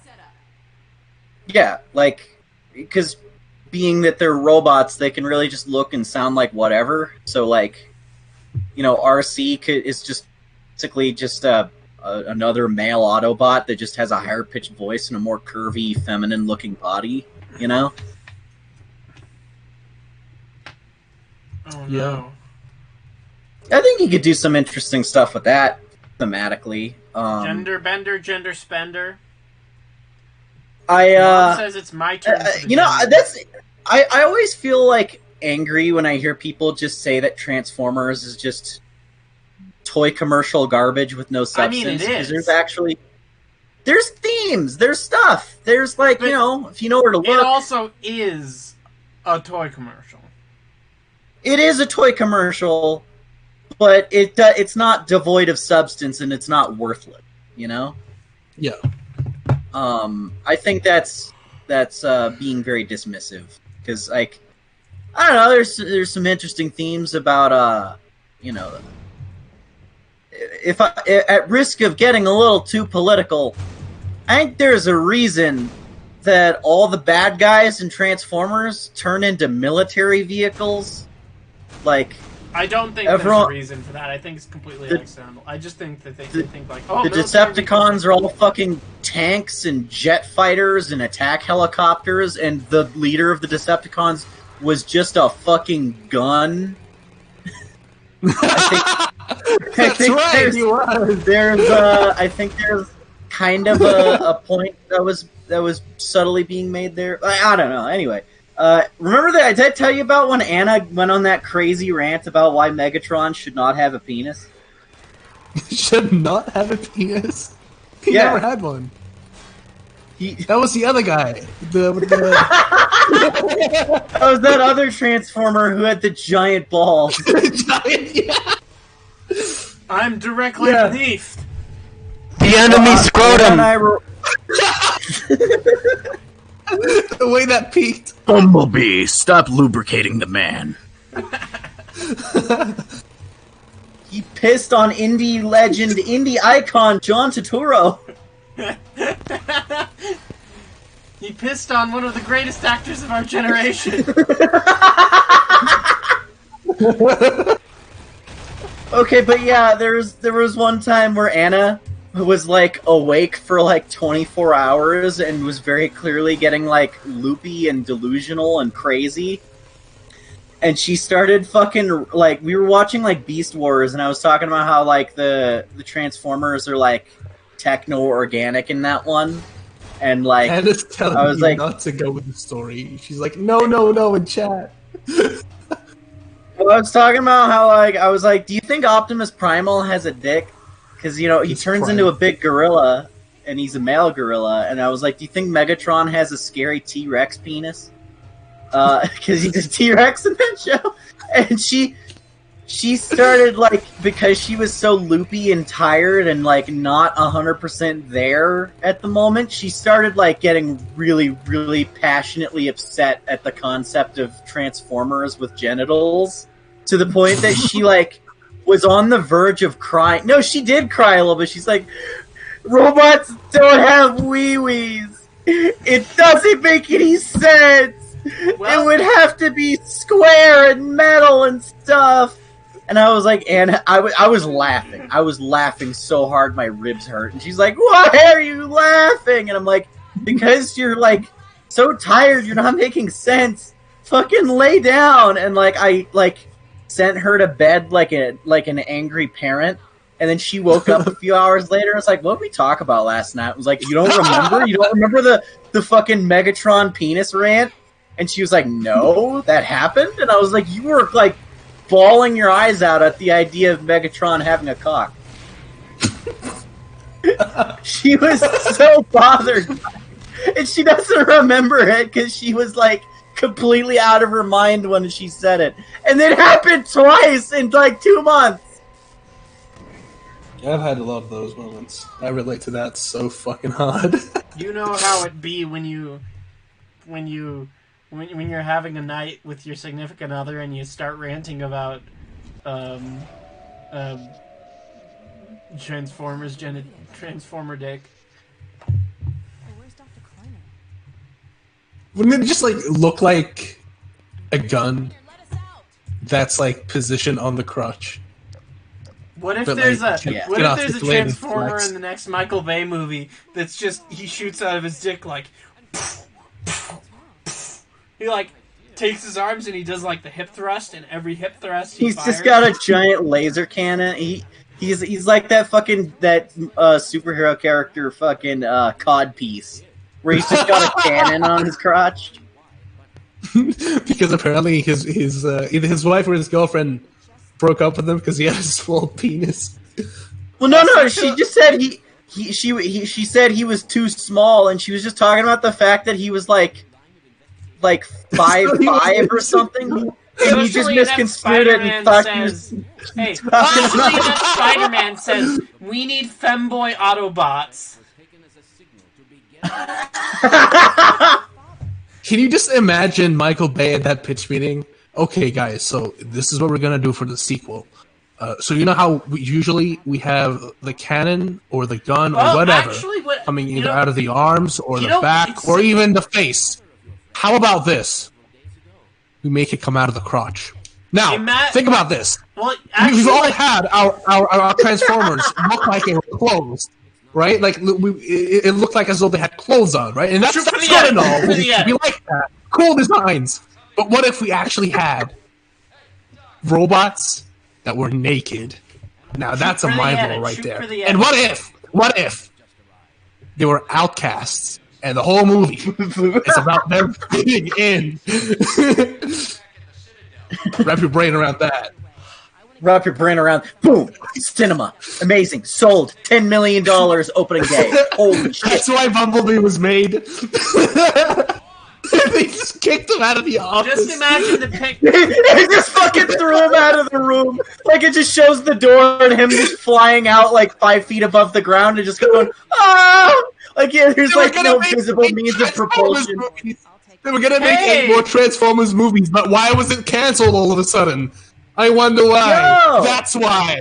Kyle's in the In chat. the chat, my buddy Kyle. Hi, Kyle. Oh, hey, we follow each other on Twitter. What's up, man? It's Kyle. He's been in a couple of my like old Let's Plays I used to do, like the Heavy Rain one. We did That was an underrated Let's Play. More people should watch that. We did a Life is Strange video. We played a little bit of what was it, Outlast 2?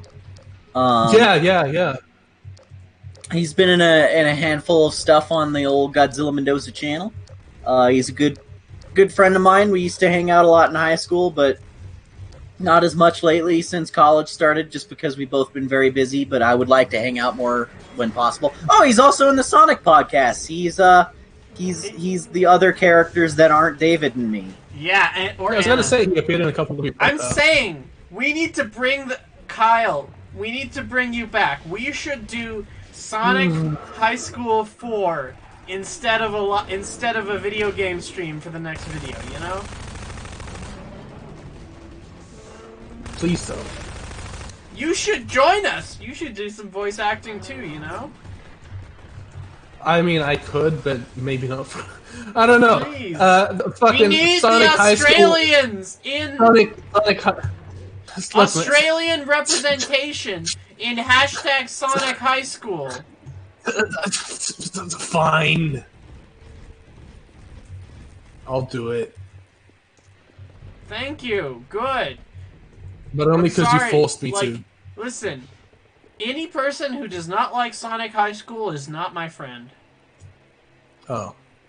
Damn. So, like, you know how Xavier... slowly backs out. So friendship ended with Xavier for this very reason. Yeah, now you just bring him on so you can get the views. Exactly. Many people might not know this, but I haven't been friends with Xavier for years. Mm-hmm. Yeah, no, that's true. They hate each other. Absolutely. You know, like, Xavier tells me about how David is... streaming, I'm just like, this fucking guy. Yeah. Talking about Spider-Man way Xavier vents to me about this all the time, and I'm like, dude, just talk to him about it. Like, stop loading your shit on me, man. Just talk to him about it. Like, Wow! Are you seriously doing that bit right now? Really? Really? You? Alright. Look, dude, I'm joking! Don't take a Sure you are. Sure you're I fucking joking. hate Totally, it's a prank, bro. It's a prank. I am, though. No. It's a joke. I was being Hey, ironic. look! We're at the beginning of the game. Look! Look, guys, the message of this stream is boys support boys. And or any other genders. What? I was saying the message of the stream is boys support boys and or any other genders. But what about girls? What do they do? Yeah, and or any other genders. Girls are included. But no. Because you were saying boys support any other gender. Oh. That's the way the phrasing Well, works. yeah, it works both ways, you see. Oh. But anyways, the podcast is kind of dead now because we just figured out a way to continue it in a new way. This is the podcast now. This is fucking. This is that. We're just doing it this way. I do promise that we will finish Sonic the High School at some point. We will. Because Sonic High School is good. I love Sonic High School. Where else will I read a sentence where somebody describes their, Knuckles' dick as his mauve Avenger? Like, seriously. That shit's fucking hilarious. I would love to... Kyle, if you're still in the chat, I would love to play Half-Life Alyx. I just don't have any of the stuff to do that. So like, if you want to fucking pack up your entire computer and bring it over, I have a PSVR, but like it's the cheap thing by comparison, and like I don't have a very high-end PC at all. I have a good laptop for editing, but like not really a whole lot else. So I just wouldn't be able to run that even if I could afford the hardware. David just jumped down into a fucking pile of mines. That's the only way to get past. I've avoided spoilers for Half-Life Alyx like the plague. I don't know what happens in it at all. I just know it's a prequel, and it's Half-Life 1.5 basically. Gordon Freeman, but he doesn't even show up yet. Gordon Freeman's the main character of it, because obviously. Half-Life Alyx, starring Gordon Freeman. Featuring Alex. And like I don't want to like watch a playthrough of it, because I feel like that sucks out a lot of the fun as I'm watching someone else play around in this virtual world where they can like just do whatever and mess around and like fucking draw on the windows and shit or whatever. Like, I really want to see that. I want to just do that myself. I want to have fun with what the game lets you have fun with. Because like I know there's given the way these games are built, I know there's probably a lot of spots where it's just like, here, just fuck around for 15 minutes and have fun. Oh yeah. And, like, oh yeah. And I want to do those. I don't want to watch someone else do those. I want to experience those. I want to know where all that. I don't want to know where all that shit is like beforehand. My biggest mistake is watching a playthrough of Half-Life Alyx. I was so hyped about it, and I'm like, maybe if I watch a cheeky Let's Play, then my hype would be satisfied.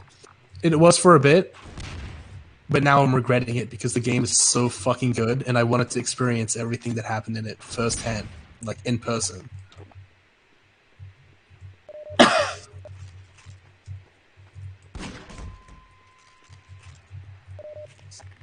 How dare you? So you guys ever watch Chris Angel Mind Freak? What?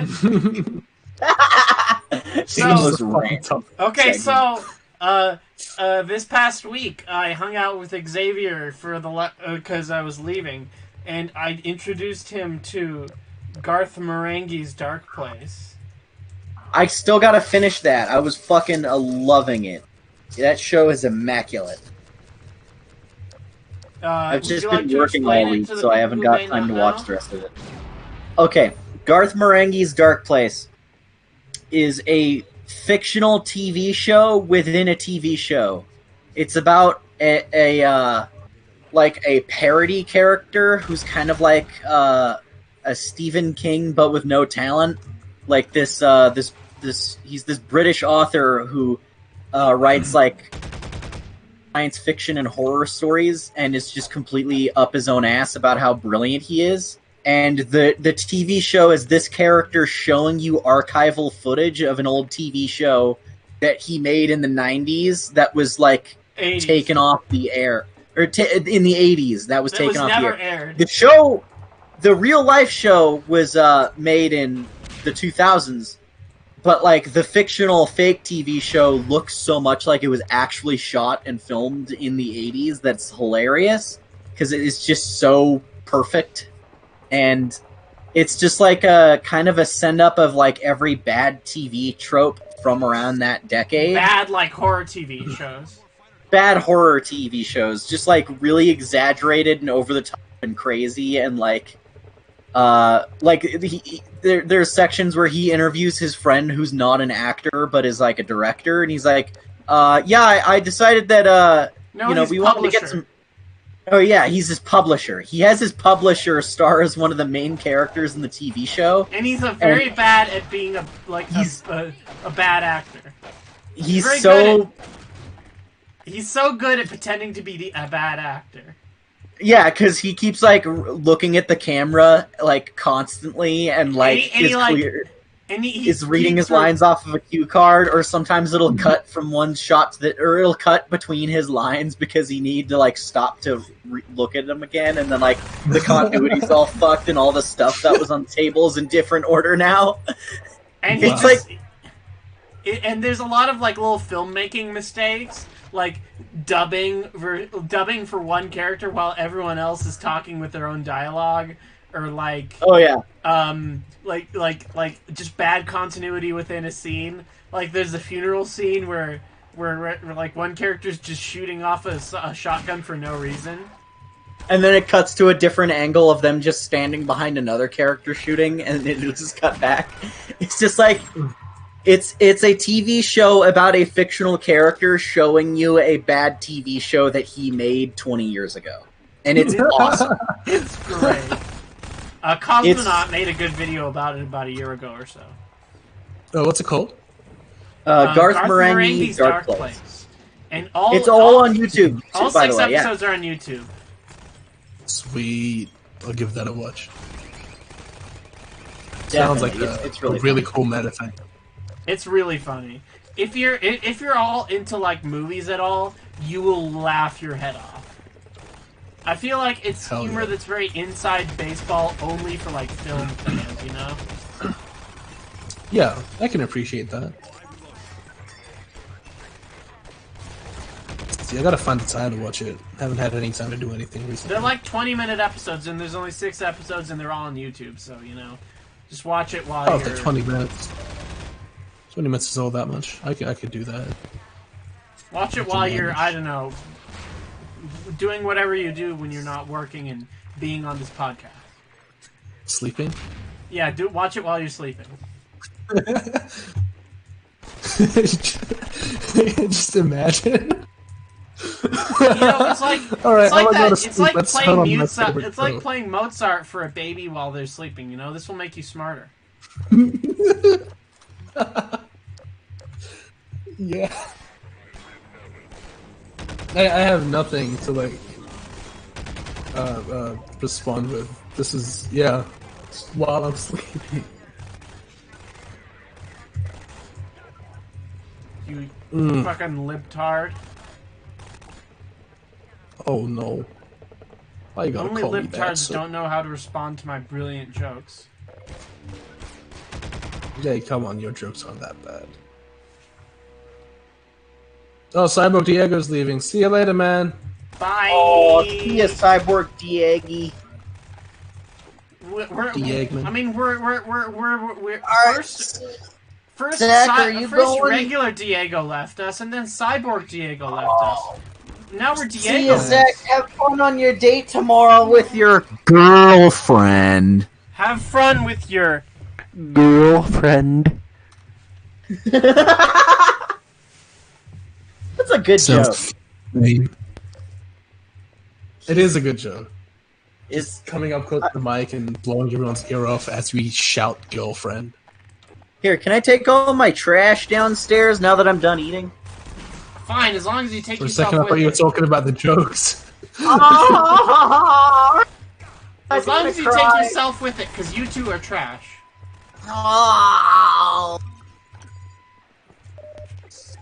Trashy trash, man. So anyway, now that Xavier's gone, how is the only other smart person in this chat doing, Mr. Scrubs? You said in this chat. I'm not in this chat. What are you then? I'm in this call. I don't care what the word is! Imbecile. No! How dare thine speaketh to me that way? I demand respect. I'm the only one who deserves respect in this chat, not Xavier, not you. Correction. I don't know how to follow up on this joke, man. I'm way too fucking tired. Uni's been a fucking mess. Uni's been rough. It's been stressful. I'm so burnt out and exhausted. I've been that way for like the past 2 months. The past, I don't know, 3 months maybe. Fuck, it's rough. I hate it. I can't wait to get done with it. This is my last year. I wanna graduate. I wanna quit. I wanna Just sleep. I want to spend like 6 months next year sleeping. I don't care what the fuck happens. The world could end for all I care. I just want to sleep. I need Can't sleep. to take Sleeping care of my is mental against health. the law. Whether people like it or not, or whether the universe approves of it or not. I need my rest. No, you don't. Fucking hell. This shit is exhausting. And what else is exhausting? What? I don't know. I forgot about it. I'm tired. Oh. Yeah, honestly, I relate. Hey, did I tell you about how exhausted and stressed out I am? No, you didn't. I don't think I did. Please Let me tell just... me more. Okay. Sleep is for the weak. Yeah, well, that's what I used to say, but now look at me. I guess. I guess that he is the weak. You know. I am the weak, but it's okay. That's my strength. My weakness is my strength. I'm always weak. Hey, Diego Rivera came back. Hey man, we're just talking about how shitty university is. We still have about how it's taking its toll on Diego. on I'm so happy. Was yeah, the other Diego left. Diego, you know. The other Diego left because he went to sleep or something. Like a fucking loser. I'm kidding. Man, I feel like recently, I don't know, anxiety's been getting to me. Like whenever I make a joke, I feel like my delivery makes it sound as if it's not a joke. Listen, and so I'm kind of worried that people might take it personally, or that I'm not joking. Just like, I mean, just don't worry about it. Just do you, and everything else will hopefully fall into place. You know. Yeah, maybe. It's not bad advice. And that's why I don't follow it. Good advice, not for me, thanks. I can't. Good advice, it's like that. It's like the meme from that show Arthur. I know. It's the advice. Well, this sign would. Good thing I can't read, or this sign would stop me. Yeah, that's pretty much me. Oh man. This trimester has been rough. Yeah. Jesus. Honestly, same. You haven't even started uni yet. Been like completely shit the past couple months. I don't know what to say to you really, because like that's what it's been for all of us, Yeah, it has. Fuck quarantine, man. Why is it that when I decide to get my life together, the year that I decide to get my life together, the universe is like, you know what would be funny? As if we just did the opposite of what you kept doing for like the past couple of years. You want to go outside? Yeah? Yeah, well fuck you. How about this? COVID, stay inside. Like what? Why? I only wanted one thing, man. I wanted to do shit with my life. I didn't want to fucking stay at home all day. And when I do that, I gotta stay at home all day. Jesus.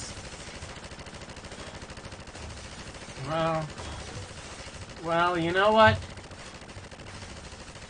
I don't know. If you knew what I was gonna say right there, please let me know. F in the chat for my brain right now, Yeah. Can I get another F as well? Because this is what happens when Xavier leaves the chat. Just for the record, because like I'm not the kind of person who is just willing to spout dumb shit on command. I'm good when I bounce off of somebody, but I can't just spout dumb shit by myself all of the time. So like whenever he leaves the chat, like instantly the energy just, That's not a bad thing. I mean, you don't have to be energetic all the time. Like, it's good to bounce off people, but it's also good to have your own energy, I guess. Well, my own energy is most of the time these days, Yeah, man. Oh, look, I'm in the radiation pit. What? I'm in the radiation. Hey, the radiation pit. I fucking hate that section so much. Because in this section, you have to fight a bunch of zombies, and they keep knocking you off, like, little tiny platforms that would, otherwise save you from the I'm just in tiny platforms. There's no zombies here. Oh, okay. Well, wait for it. Oh no.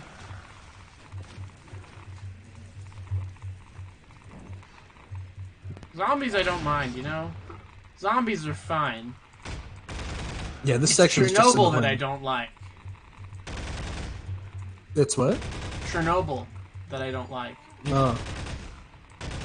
I don't see the relation. I'm just saying, you know, fictional monster zombies, those are fine. What I hate is real-life environmental disasters caused by inefficiency and a corrupt system, you know? Oh, right, yeah. The real Yeah, no, that villain makes sense. is the corruption we made along the way, you know? Corruption was the enemy all along. We just couldn't see it. I don't know. My material is dry as fuck right now. I bet Xavier has his headphones on and he's just listening to us spout about our bullshit. He's Like he always fucking does. This is why Yeah, as soon as I said it, he's... Oh, wait, no, he's muted. Fuck, I thought that was him. Completely cut you off there. I'm sorry. No! I thought he was just, like, waiting in chat. It's like waiting for us to talk about him. And then he'd be like... You know they Hey, what's say up, that guys? if you... You know they say if you say Xavier 3 times in your mirror, he will appear. Yeah, No, you if speak they his say... name and he If you brings say it. Spider-Man 3 times in the mirror, he will appear. Everybody type Spider-Man 3 times in chat. Spider-Man. Spider-Man. Spider-Man. You And gotta then type it. instantly he appears. Fucking hell. Can I get a Spider-Man in the chat, please? Can I get 3 Spider-Man in the chat? Yes. Only 3. Any more than 3, and it'll be ruined. Hell yeah, man.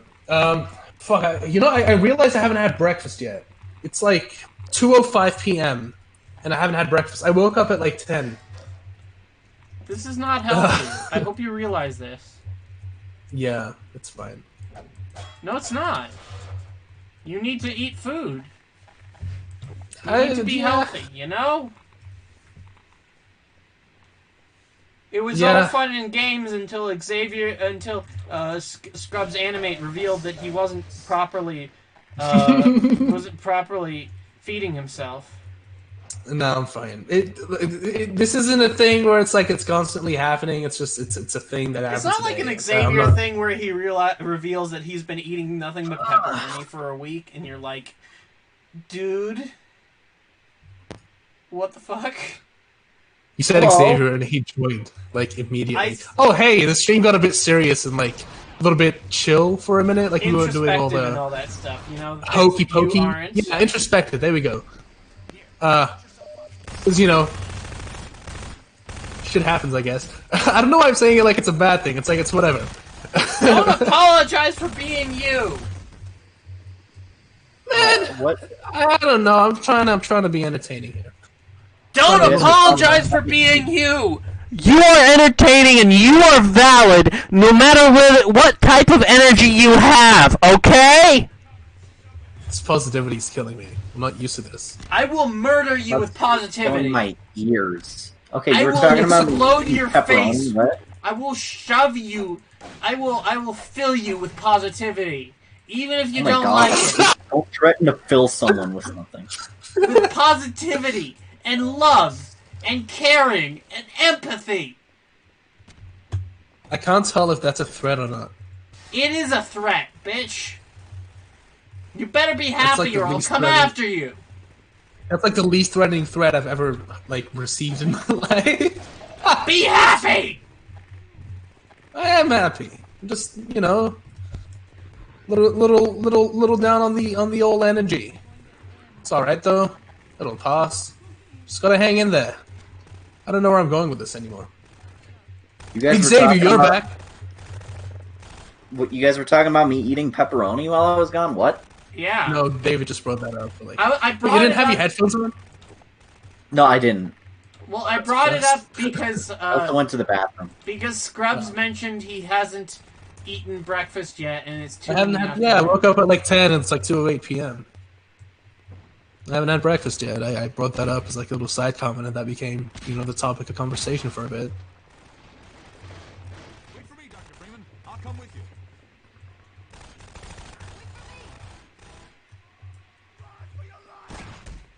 No, I appreciate that, Golden Cat, man. He says that I'm cool no matter how energetic I am. I say he's better be positive. You better love yourself, or I'll do it for you. David left his own stream. What? He left the Discord for a second. You left the Discord for a second. Yeah, I just left it for you guys because I thought, you guys can do it better than me. No. I say penis, you say Parker. Penis. Parker. No, I say penis. I say it, god fucking damn it. Son of a bitch. Stole my job. It gets genuinely mad. I told you I would say it! I told you I was gonna say the funny word, and you stole it! You shit! God damn it, Greg! I say Parker. What did we just talk about? I say Parker, you say penis. Parker. Penis. Parker. Peter. Parker. Parker. Penis.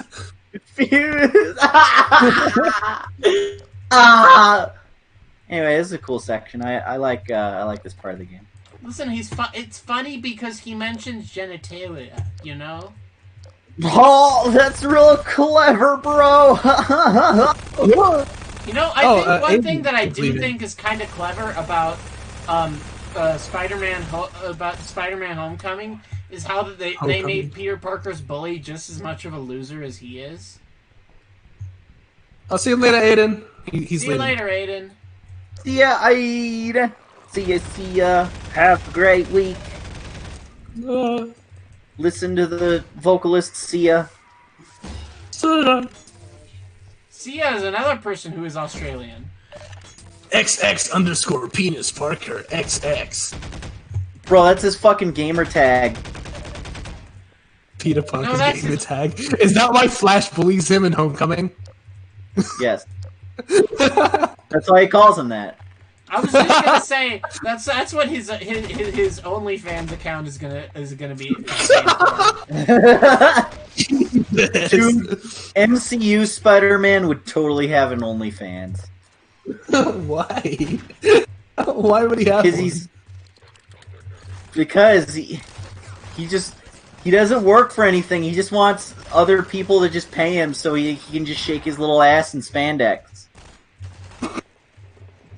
That succession of Spider-Man, words. the superhero, having an OnlyFans. I'm sorry, that, but that succession of words coming out of your mouth was made me very uncomfortable. I don't like it.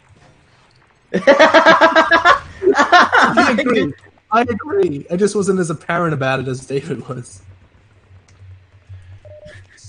Diego just says helicopter dick in the chat. Do you think Tony Stark would have an OnlyFans? No. No. I think he would. I think he would. He would MCU have Peter Parker would have one, but it wouldn't be very successful because he's also not very good at even like doing the work enough to actually grind that out and be successful at it. He's lazy. But here's the thing: Tony Stark wouldn't have it. He would just post his nude. He would do the James Charles thing, and he'd just post his nudes on Twitter for everybody to see. He just posts a picture of him in the Iron Man suit with the cod piece retracted. he's just in like a superhero pose, just swinging it, and he's just like really proud of it. With the caption "morning vibes." Morning. I was gonna think like something like a hashtag hard as iron.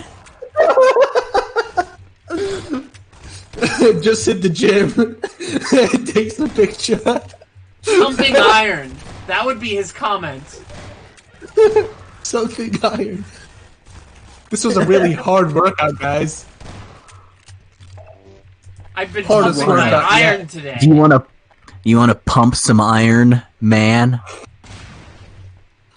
You asking me to work out or fuck you in the ass?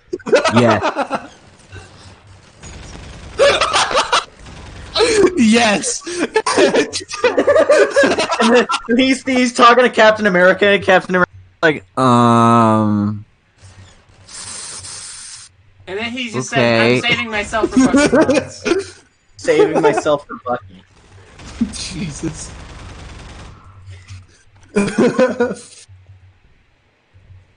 Fucking hell, man. Yeah. I mean, Well, you guys aren't Stony shippers? Who? who? Stony!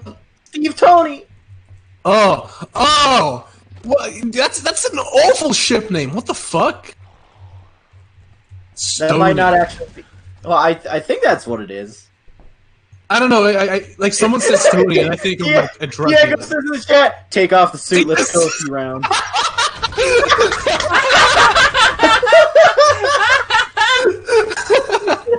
Oh my god! Perfect. So perfect! We should have Diego on one of these streams sometime. Oh fuck yeah, man! Oh, that'd be fun. We could have him. We could have Kyle. We could just not all at the same time because that would get hectic. But So here's here's something we were thinking of. Guys in the chat, let us know if you'd be interested in this. We were thinking of maybe in the future buying Jackbox and having like a special stream where we play it together, and maybe we'd invite one special guest to join with us. And we are thinking of doing Josh, for example.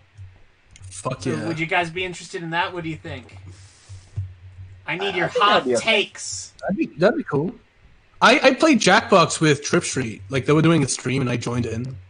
We were just hanging out. And it was really, really fun. bro, you got to hang out with the Trip Street. Yeah, dude. Yeah, but I was like yeah. only in chat. Like I didn't actually talk to them, but like I did, like through chat comments and stuff, dude. You know, But, like one time, yeah. like 3 years ago, back before they were big, I saw one of the Trip Street guys at Comic-Con. That's true. Yeah. Wait, that's true. Yeah. Oh, wait, you're talking about yeah, Brandon. Yeah, Brandon. He came to Denver Comic-Con once. Yeah, that's right.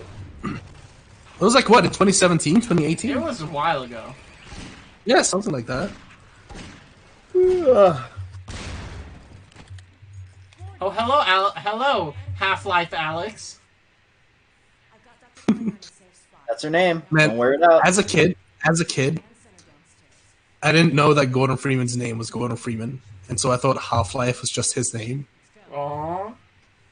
Like I never said it out loud, but like in the back of my mind, I'm like, that's his name.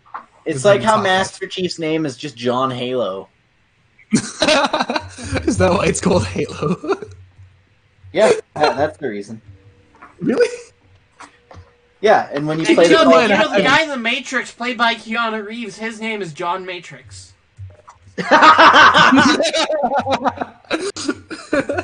Gordon Half-Life. Gordon Half-Life Freeman.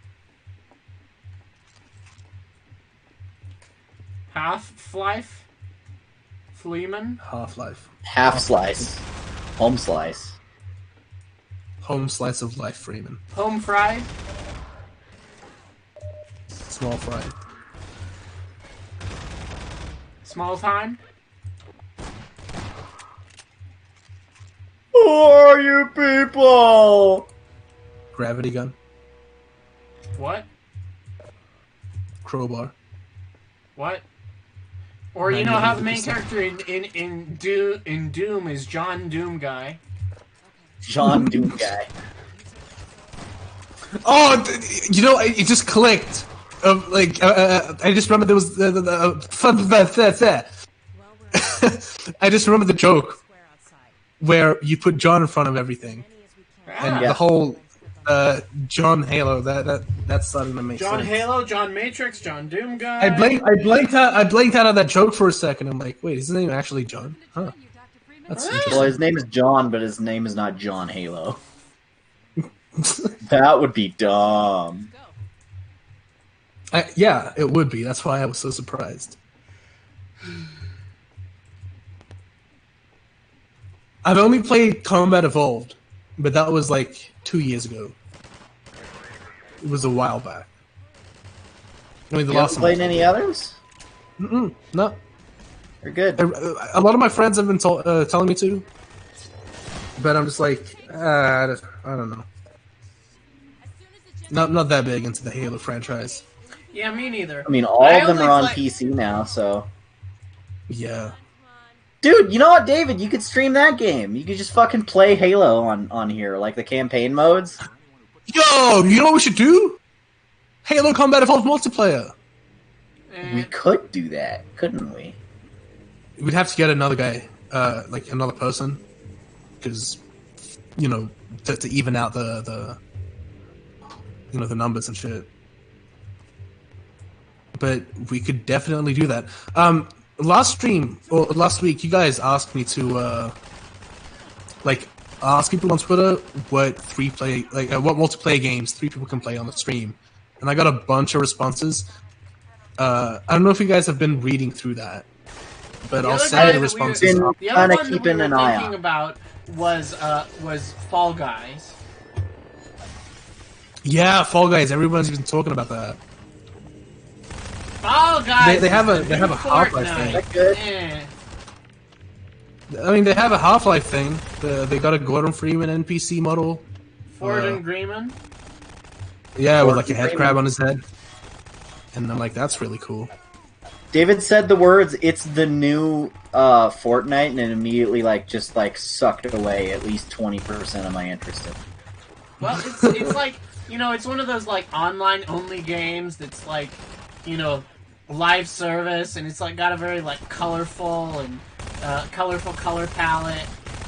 But it's interesting because it's made by an indie developer. It was published by Devolver Digital, so it's not as corporate as fucking Fortnite is. Yeah. And the whole premise is that it's these little jelly bean type guys, and you do little puzzles, and you're but it's also all about how you can entirely screw over all your fellow teammates if you want to, and it's all about it's kind of like the board game Sorry in that way. So what's the game about exactly? Well, it's not about anything. It's just these you and a bunch of other jelly bean people spawn into this jelly bean world, and it's this candy colored world, and there's all these puzzles, and you have to get to the objective before everybody else does. And if you don't get in a certain time, you're eliminated, and there are, over a certain amount of rounds, people are eliminated until there's only one left. So it's like an escape room type game. Yeah, it's kind of like you gotta solve puzzles. That sounds really cool, also actually. with the opportunity to fuck over the people you're playing against. That's really cool. Mm-hmm. Oh, Kyle says it's like Battle Royale, but an obstacle course. Yeah, that sounds really cool. I'm really invested. That sounds interesting. All right. Yeah, it's $20 or $30, so it's not like a $60 AAA game, I mean, for you Americans, maybe I gotta check out what the price is on my end. Oh, that's true. Yeah. That's what you get for living in Australia, you fucking nerd. Yeah. But you know what? It's a sacrifice I'm willing to... Well, oh yeah? It's a sacrifice I'm willing to make for... fuck, I don't know where I was going for that.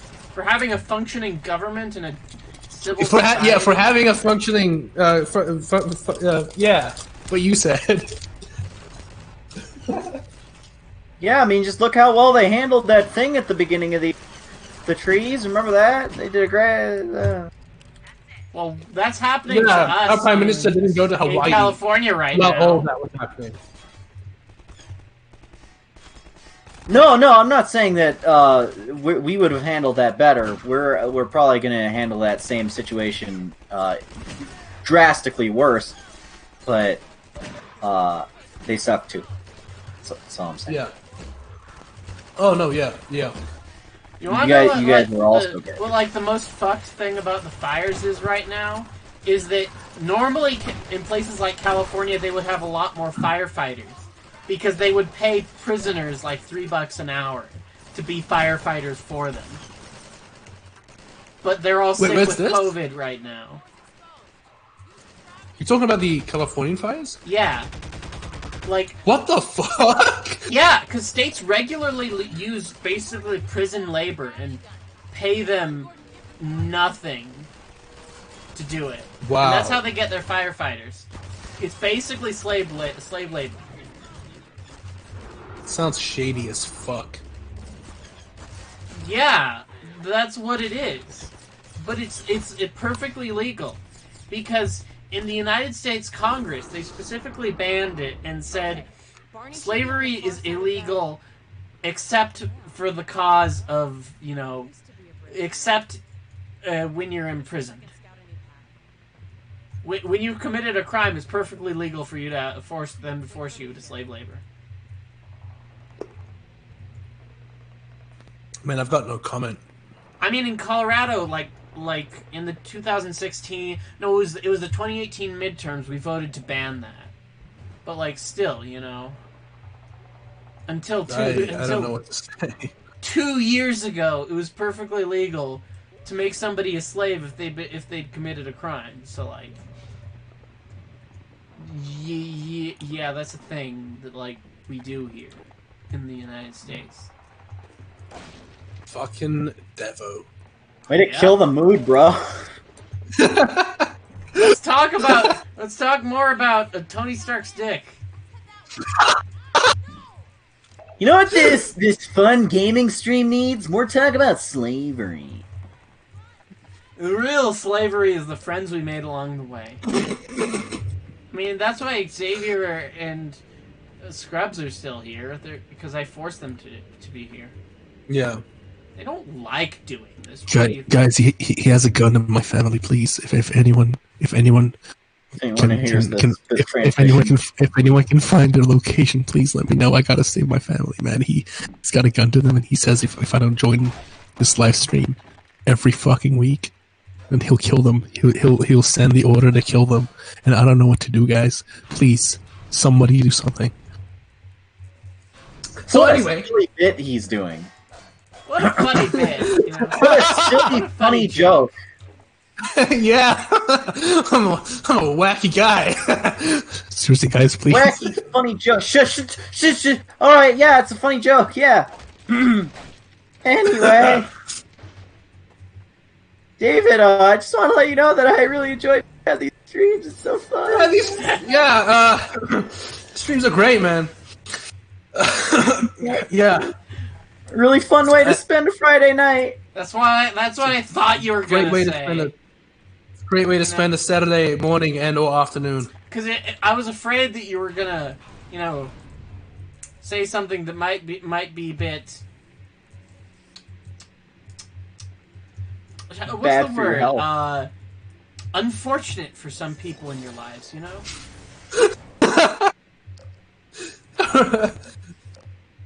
But you said the right thing today, so.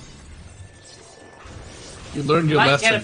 That your actions might get a and your 15-minute words. Skype call with one of your relatives next Tuesday if I'm in a good mood. You learned the lesson that your words and actions have consequences, and you shall be rewarded for that. With a 15-minute Skype call with one of your family or relatives of your choosing, but only one. Only one. Only one. Only one. So this is totally a joke. So we're not literally publicly begging for help. Absolutely not.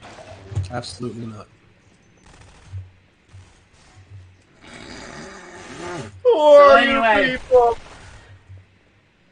So anyway, Penis Piker. I still love that Penis Parker joke. Penis Piker. Penis Piker is No. Peter Parker's porn star name. Penis Pikeman. Penis Pikeman. Penis Pikler. Penis Pike. Okay, so Penis Pike. speaking of the MCU for a moment, I just wanted to say that I really hated Captain America's ending in Civil War. So that's my hot take of the day, is that ending is bad. Yeah, Endgame? Yeah, in Endgame, sorry. I hated That's not that a hot so take. much. It's not a hot I take. hated him going back in time and being with the lady love because it just didn't work for me at all. Because Why not? Let's discuss. First of all, I felt that his motivation for a very long time hasn't been her. Like, he misses her, but his main thing is more like making peace with this new world and how things have changed, and trying to save his friend. You know, he's had a lot more screen time with his friends like Bucky Barnes and Falcon than he's had with his lady love. So it just didn't feel like a relationship that mattered to me mattered to him as much for me, and yeah, it just didn't track. And also on a secondary level, to be that the answer to, oh no, I miss somebody who's gone and I have to move on. How do I figure out how to live my life without this person? Shouldn't be go back in time and just be with that person, you know? The lesson there isn't that you need to. It's like it's a bad sort of development to say just ignore your problems like that. You know, you just have to accept that this person is gone and move on. You know, and that's hard, but that's what that character is all about. Like making those hard decisions and moving forward. And I felt like it didn't work as a story beat from that perspective. And yeah, I feel like a bit also, of a base. A lot of people on the feminist side of things noticed that, complained about it because she was like, she said it was like, oh, it just, and the way that they feel about it is that she was basically entirely a passive character for that scene. She was just shown as his motivation. She was used as a prop for his story as a female character. And I think that there's some valid to that. You know, like, you don't ever get a moment where it's like, where were you? Where did you go? I missed you. She's just, oh, I'm just going to dance with you now. And granted, they didn't have time for that, but it's just an example of the sort of shortcut storytelling that they had to do in that. Like, oh, we need to have resolution for all of our characters. You know, we need to resolve all their stories. I don't know. I feel like doing something like a scene where she gets angry and yells at him, "Where were you?" Like, I feel like that would completely knock the wind out of the intended emotions, and I also don't know if it's necessarily as realistic, because I can tell you, if my significant other disappeared for like 4 years and I thought they had died saving the world, and then they just walked up to my door one day, I wouldn't question it. I'd just be like crying and hugging them, you know? Like, I recognize that. I don't need to have a big character moment where I go, you know, I almost moved on, or like just appreciate what you've been given, as impossible as it seems.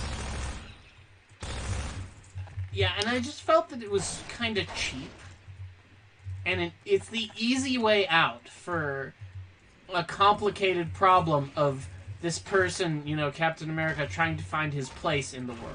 It's like, oh, just go back and where you felt happy. And it does feel a bit forced. You know,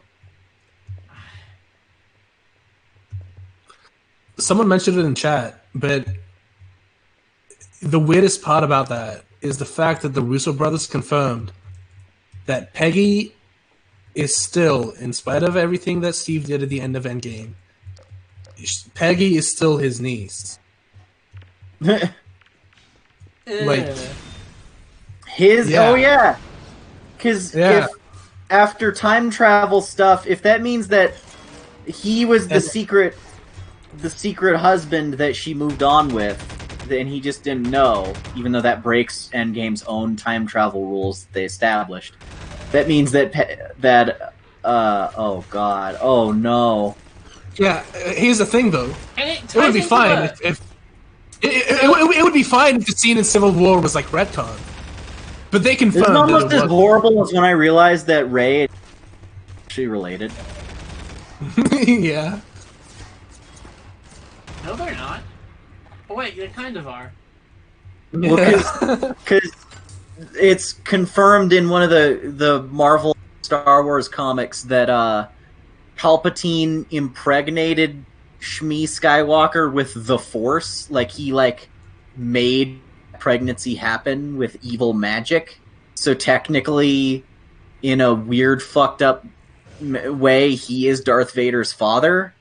So that means that, like, okay, let's figure out the relation there. Is, okay, if Rey is Palpatine's granddaughter, and so would technically like Luke.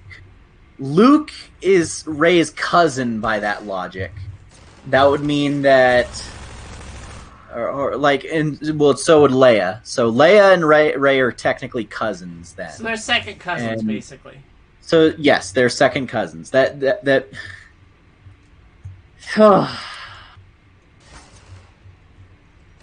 I hate the new Star Wars movies.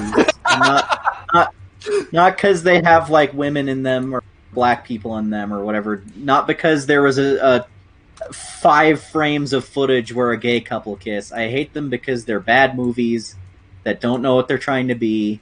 You cut out there because of what? Because they're bad. I hate them because they're bad and they don't know what they're trying to be. Can you guys hear me? I can hear you just fine. It's just Scrubs. Oh, okay. Oh. Well, I was saying I hate them because they're bad and they don't know what they want to be, and they're trying too hard to live off the hype of something that should probably have just stayed gone. They're too nostalgic for the original. Well, here's the thing. I mean, George Lucas wanted to have he wanted to have weird as fuck sequels. I don't know how exactly they would have panned out, but when he signed over his company to Disney, it was under the belief that they would make his movies for him, like script and all. So like instead of him being the one behind it all, it would be whoever Disney would pick, but it would be his scripts. And then Disney later on was like, yeah, nah, fuck off. And then they did their own thing. So with that being said, it would have been really interesting to see how his version or his take would have been. Yeah, just like I guess what I'm trying to say it. I guess what I'm trying to say is where he had his ideas completely unfiltered, and we know how that. So I guess what I'm trying to say is his ideas were weird as fuck. Is the way I hear it. So release the the Disney Lucas executives were like, "What? Like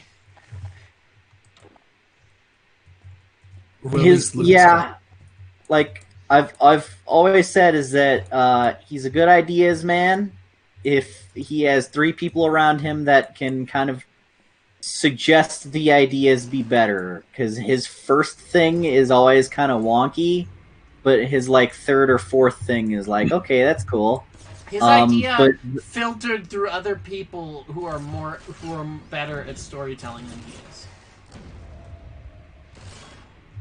Because his ideas for the prequel trilogy that was just his first idea, like universally. Like no one told him no or to rethink anything or try something else. They just immediately said, "Hey, that's great, perfect," and like that's why it ended up being as weird as it was, is because like no one challenged anything. Well, didn't he go on the record to say that he just wanted to experiment with some stuff with the prequels? Like, basically everything that he was doing was just experimentation. Because in the first original trilogy, it was exactly that. There were people around him telling him to do this and do that. But I think he said that in the the prequel trilogy, he just wanted to do his own thing and see how that would turn out, which is what he did. So with that being said, I kind of feel like he would have probably gone a different direction with the sequel trilogy, like his sequel trilogy, if he would have go to make it. Like, maybe he would do what he did with the original trilogy. So I need to look up the exact article, because these words were fucking bananas when he said them. When he said what? What he said his sequel ideas would be. Oh. Yeah, I don't remember exactly what they were, but...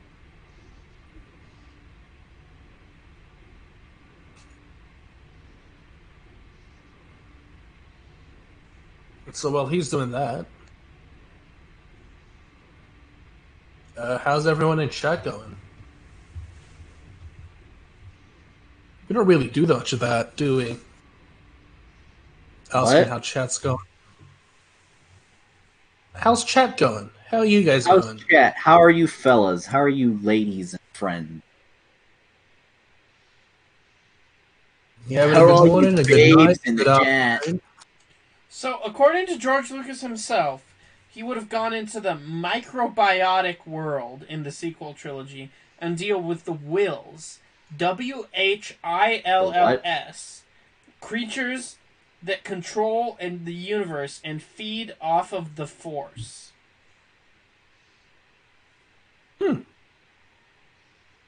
So, like ants, but with like little creatures that control the Force. I feel like you sort of set that up with the prequels. That's kind of weird. A little bit, because no one liked the metachlorians thing. Because that just sucked all the magic out of. You know the reason why that was so controversial, right? Is because like the whole idea of the Force is that it's just kind of like whatever you want it to be. It's like if you explain it away, it's magic, and that makes it like mysterious and interesting. And it shouldn't really have like a concrete set of rules. But when you go, oh yeah, the Force, that like, you know, really cool kind of religious thing. It makes it quantifiable and hereditary. It's just a microscopic organism in your bloodstream. It's like, oh, okay. So yeah, it's not something that anyone can have. It's like something specific people have. Well, I mean, if you think about it, hasn't that always kind of been the case? I mean, No. Luke Skywalker was initially established as this guy who was like, oh, you know, I'm just a nobody, but then turns out he was fucking Darth Vader's son, who has the Force. That was fine after in the and of fact. itself. And that would be fine in and of My itself. dad is a super huge Star Wars fan, and he's like seen all these movies like day one in theaters, and he has some of the like weirdest hot takes about the series, and one of them is that even though he's like diehard been a fan for 30 years or whatever, or 40 years now, he says that he thinks that making Darth Vader Luke's dad was a mistake, and I'm like, I don't think I've heard anyone of like your group say that. Like that's interesting to me. Yeah, what's his reasoning behind it? Well, he just thinks that it kind of like took away the menace of Darth Vader to just like kind of humanize him and add this whole element of him being like just a deadbeat dad who's trying to reconnect with his son. He liked him more as just like a mysterious villain who was just an evil fascist asshole and like didn't really want to redeem Darth Vader. He just liked him more as just a bad guy who was just evil. He wanted it. He liked him more as like, you know, what he was in the first movie, which was someone just like, you know, uncompromising and just completely set in his evil ways and like just this immovable opposing force. He thought that he didn't want him to become Space Joker. Yeah, he didn't want him to be humanized and like someone you should feel bad for. He didn't want him to become Murray. I actually fuck with that take now that you explained it. I don't know, because I've honestly had a similar take to that. I've just never really gone into it and explored it. But I will say that if you combine the twist that Darth Vader is Luke's father with the midichlorians, it introduces a level of sort of determinacy and sort of rigidity to the universe. Which is like, you know, these people are the important people who decide things. They inherit it genetically. And it's like, it's kind of elitist because it's just all about this one family who makes all the important decisions, you know?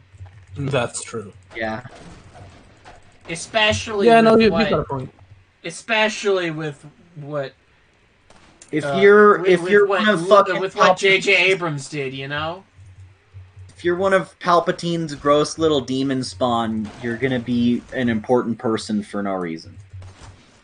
You know, now that you mention it, it kind of doesn't make any sense within the lore that Lucas has established either, because he was on the Clone Wars, like the animated show, and he has like a bunch of Jedi that were otherwise nobodies, like Ahsoka Tano, Like she was fucking no one before she joined.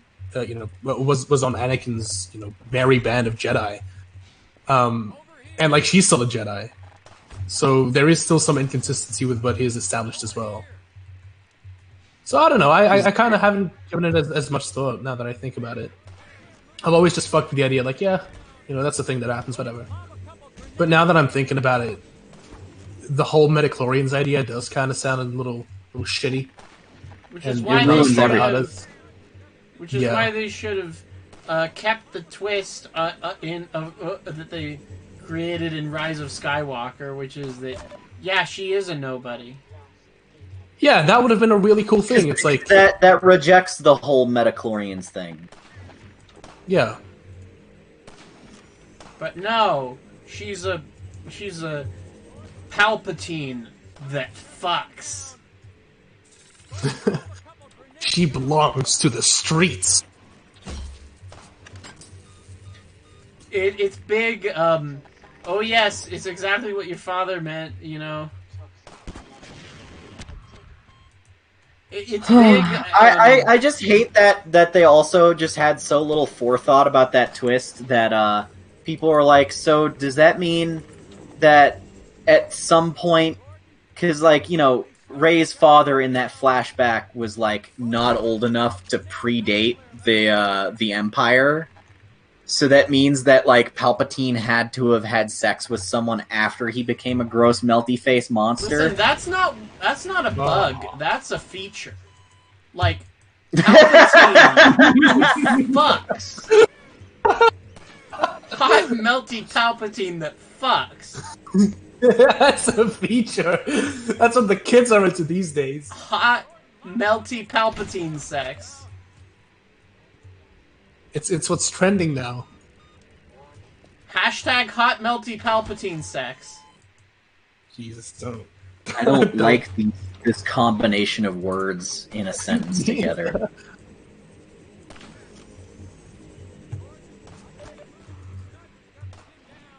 Oh, Diego says, I love the moment in Return though, where Darth Vader says, "It's too late for me, son." You start to see that conflict, and I love that he comes back to the light. That was a really cool moment for me too. I really like that. No, I love all that stuff. All the Luke and Vader stuff is the best part of an otherwise blech sequel.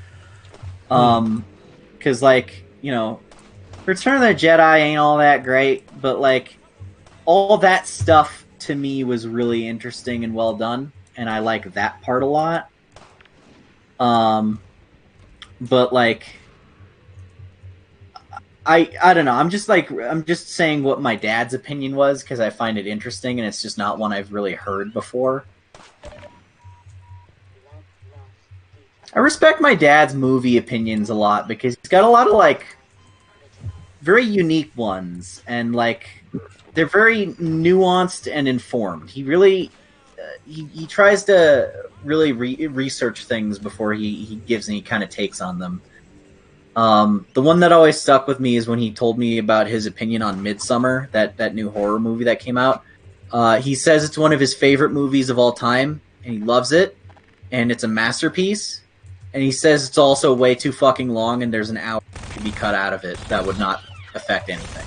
And I'm I appreciate that opinion, because a lot of people jump to these extremes of, this movie has a pacing problem. That means it's bad and garbage, and I hate it. He appreciates what's good about it, but even when he watched it with me, he just skipped over 40 minutes and is yeah, it's all just boring stuff about setting up this thing and setting up the relationship.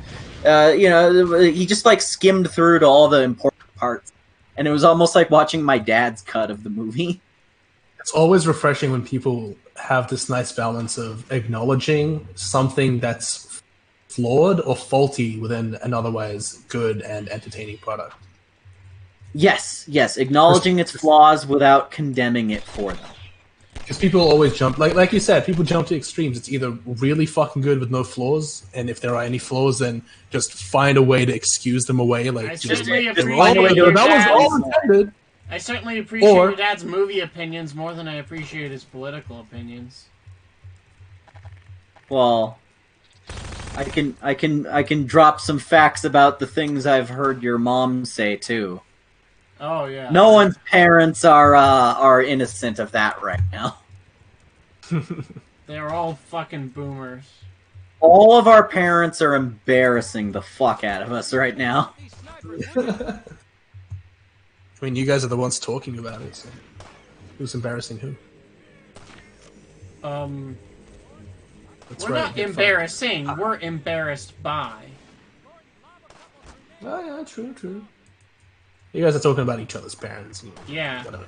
I'm just talking about whenever I go and visit Xavier's parents, they always make really embarrassing, badly informed political opinions right in front of me because they know it bothers me.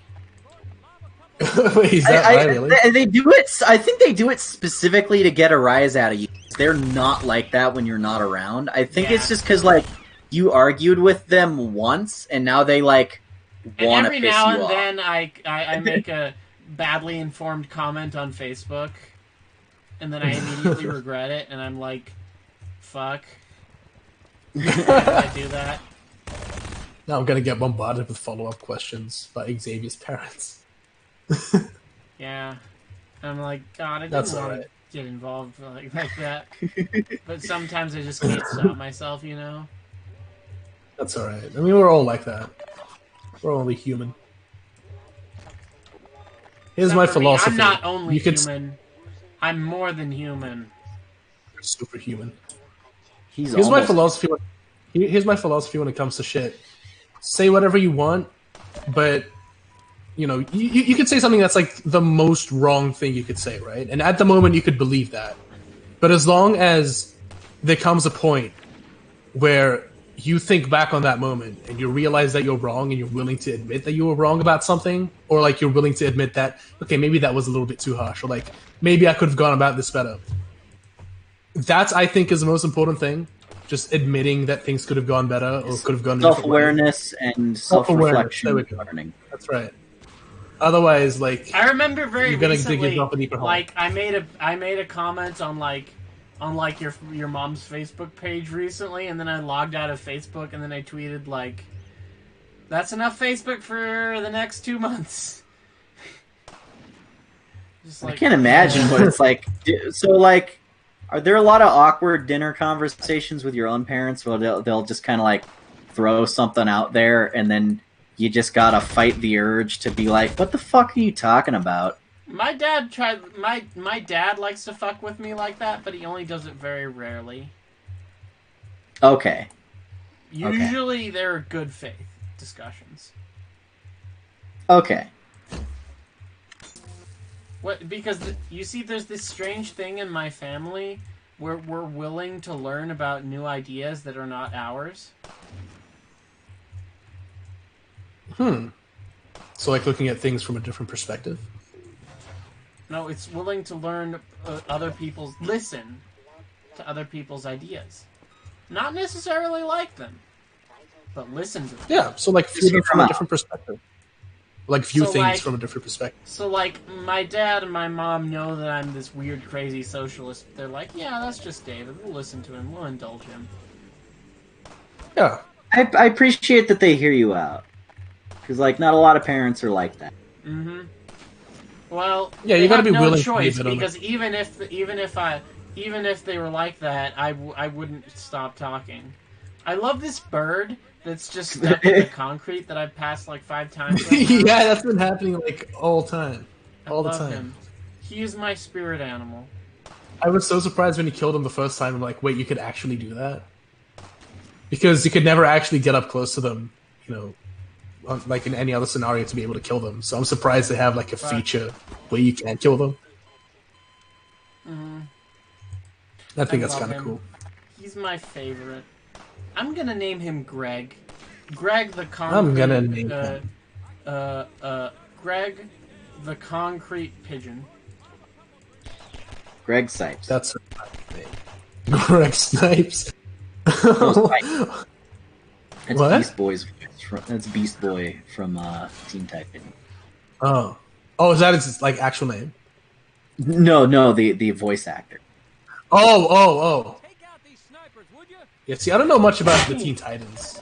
other than like the core members or like the mainstream members. Who are the Teen I don't know. Titans I'm again? not. They're just a couple of kids or something playing dress up or whatever. I don't know. Yeah, I thought so. I thought they weren't important or interesting. Not worth talking about. Wow. Is okay? This is gonna come off as a little bit ignorant on my part, but I've been watching, or not have been watching. I've seen the DC. What do you call them?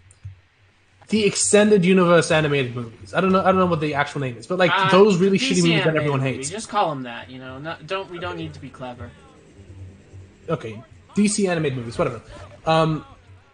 I've seen a lot of those, right? Like back in the day, and I saw that Nightwing was like a leader for the Teen Titans. Is that a thing that happens in the comics? Yeah. Does he actually lead the Teen Titans, or is that just a thing that the movies came up with? Because he does it with Starfire. Starfire and Dick Grayson definitely get together on the Teen Titans. I know that, but like, I feel like by the time he becomes I met the Nightwing, guy from the beginning. Oh, nice. I think when it's Barney Calhoun from Half-Life Blue Shift. Barney, it's my buddy Barney. I think Nightwing. I could be wrong. I think Nightwing is like when he becomes that persona and drops being Robin. That's like him being like more independent and he's doing his own thing. But him and Starfire still are like together, kind of. And then Tim Drake is the one who's like the leader of the Teen Titans after that in his place. So like. Right. He takes over because he was, Jason Todd's dead by that point. So like, yeah. Now the successor to the Robin mantle is Tim, and he has to kind of take over because like of all the Teen Titans books that I've read personally, it was Tim Drake who was in charge, and then if Dick Grayson was there, he was just kind of there as like an advisor or like to help out. Right. Yeah, that's how it was in the book. Not like a full on member anymore. Right. So I guess that the movie's got that right. Starfire was like a listen, because she was like their coach. Listen, there's no Teen Titans without. Fuck Batman. Fuck Batman. Fuck Batman. I love that line so much. You know what I hate about that show? That suit is so cool. It's like the coolest Robin suit I've ever fucking seen. And it's in the worst show. Yeah, they put it in the worst show. I hate that. It's like the best version of that costume that we've seen so far in a movie or TV show or anything like in live action. Like that's probably the best you could do with the Robin costume in live action. And it's got to be on the fucking Edgemeister over here, who's saying shit like "fuck Batman" and like grinding a guy's face across a brick wall and then like taking a handful of broken glass and just like shoving his hand up a guy's ass and then twisting all the broken glass around in there while screaming. I wouldn't be surprised. I wouldn't be surprised if he actually did that. He comes close. Very close. I didn't know if you were lying there or not. Yeah, for a second I'm like, wait, did he actually do that? But then I'm like, nah. I just He's know probably fuck just Batman. You don't think he shoved a handful of broken glass up a guy's ass in that show? Well, the way you described that made it sound like it's a bit, but for a second I thought you were being for real. With a batarang at one point, I think, in like season 2. I think he throws a batarang at a guy's dick. So I'm not exaggerating that much. He still mutilates someone's nether bits. That's what's funny. I thought you were being for real for a second. I thought you were being legit. Like, wait, he does that? But then you delivered it in a way where it's like, oh, wait, it's just a bit. Or it sounds like a bit. But like you said, I wouldn't be surprised if that actually happened. Euphoric Lenny asked me to save the game, so I'm going to save the game. Yeah, save it, because you don't want to go back to that section if you die. I mean, the game would like autosave, because you're at a whole new section of the level. But yeah, I like how Mr. Person says, "I love how the Robin suit looks great in Titans, but Batman wears hockey pads." Hockey pads. I'm not wearing hockey pads.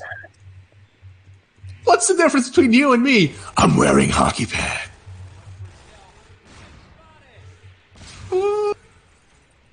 Drives What's off. the difference between you and me? Fire. I'm wearing hockey pads. I kill people. I'm a billionaire. I'm a billionaire playboy philanthropist who kills people at nighttime. Except they're not dead. They're sleeping. Who are you talking about? Ben Affleck? Don't you remember that? No, it's a bit from Comedy Central. I know, There was, like, I know what you're talking about. Oh, okay. Oh, like specific.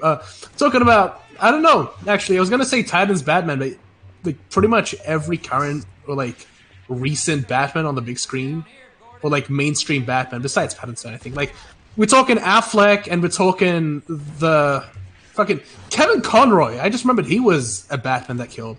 Kevin Conroy, Affleck, and the guy on Titans. Those are the three Batmen who what I just said could be applied to. I mean, also, and that in and of itself is kind of scary. Some people say that the Michael Keaton Batman kills. Michael Keaton did kill a couple of bad guys. Christopher Nolan, I don't think has actually killed anyone. I mean, I guess you could interpret the whole "I'm not going to save Ra's al Ghul" as like, him killing someone. That but, like he's not counts. physically killing. The one him. that especially counts is when he tricks Harvey Dent into trying to tackle him off a building and then just kind of drops him. I mean, yeah, that counts. Though, I mean, context does kind of need to be provided for that one.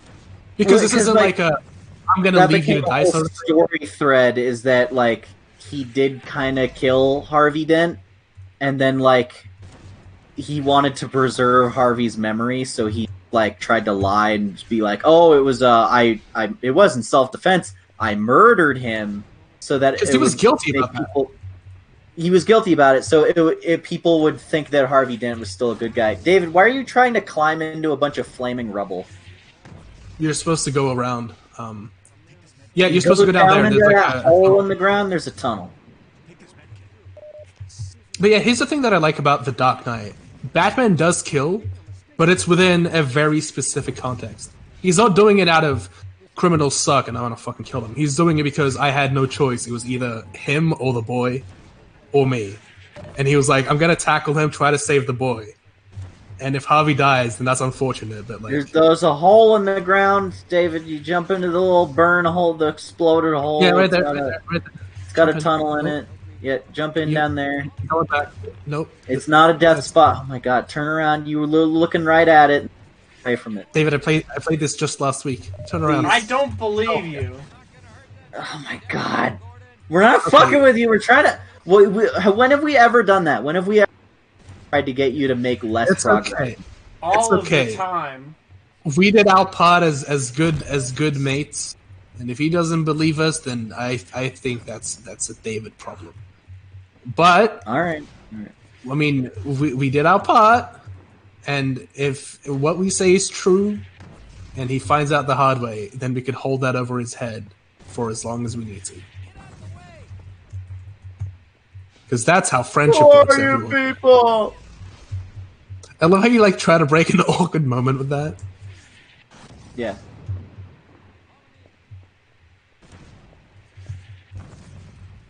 Why do you do it though? Like, why that line specifically? It's like down here. That line really resonates. There's supposed to be a tunnel. Hold on, we have a delay. We got to catch up. Okay. Yes, down there. Yeah. What the fuck? There's no tunnel. Where is it? Are we I thinking could have of sworn there was a... I think maybe. I don't know, because I do remember there was a section with a tunnel that you would have to like do. I thought it was there. Hide away from spiders. It's not in any of the rubble. I can tell you that. Yeah, you're like it's I found definitely the not area. there. Oh, okay, there's a door right there. That's what. Wow. It was right there all along. Oh yeah, this is I where I blame got you for that. You realize you were offering me bad advice. You were. It was done with good intent, though. But it was counts. bad It was good advice. advice. It was good advice told out of order. Yeah.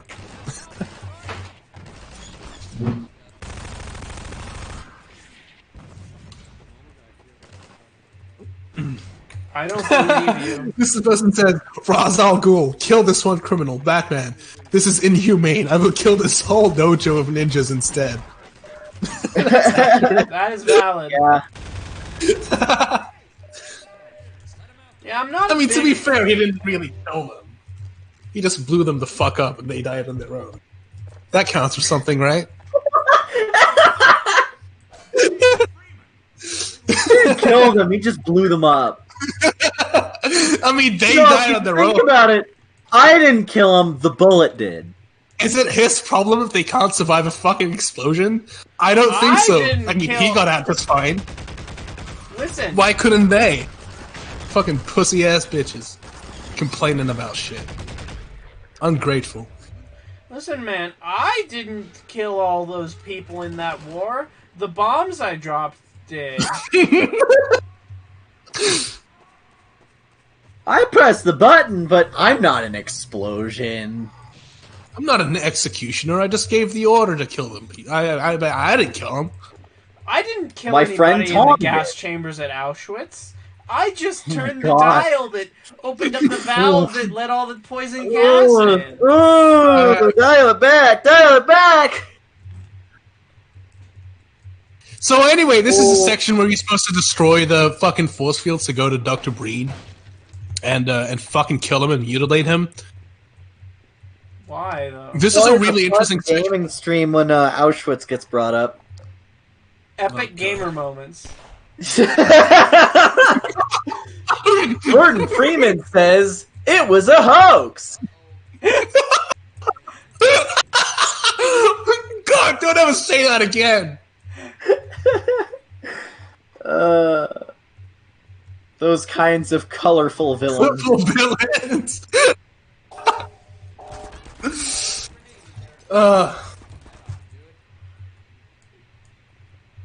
Oh boy, I don't feel good. I did not. You're supposed to go sleep through that. well. All right, You're there's a supposed to turret. You walk gotta throw a through that grenade. laser so you explode. There's a yeah. Just drop a grenade in there. Right click and roll a grenade in there. Okay. Yeah, Roll a grenade in there. drop it in. Just slide it. Just No, push it. Just like Right. not Right click. No. Right click to roll it in. Right click to roll it in. I'm gonna right That click didn't you work. if you click don't. to roll it in. Right Click to roll it in. Right click to roll it in. Right click to roll it in. Right click to roll it in. There you go. You Stop did it. Good bullying work. me like this. David. David. Right click to roll it in. Right click to put it in. Right click to right click to put it in. Right click to insert it into the turret hole. Remember that one scene from The Last of Us 2 where everyone was like, if only that was a QTE, that's how it would have turned out. R2 to roll it in. So someone said today that they think in the Flash movie that Ben Affleck's Batman is gonna. They said the words he's gonna get golf clubbed halfway through the movie, and I think that's such a perfect new term for that. Is like killing off a much loved character in a sequel for shock value. So like, oh yeah, Han Solo, he got totally golf clubbed in Episode 7. You know, like that works. We can use that. The only thing better than a game revolutionizing the way games work and the way we see games is revolutionizing the way we use words to refer to certain events or incidents. Exactly. Remember in Pacific Rim 2 when Mako got golf clubbed? That was fucking lame.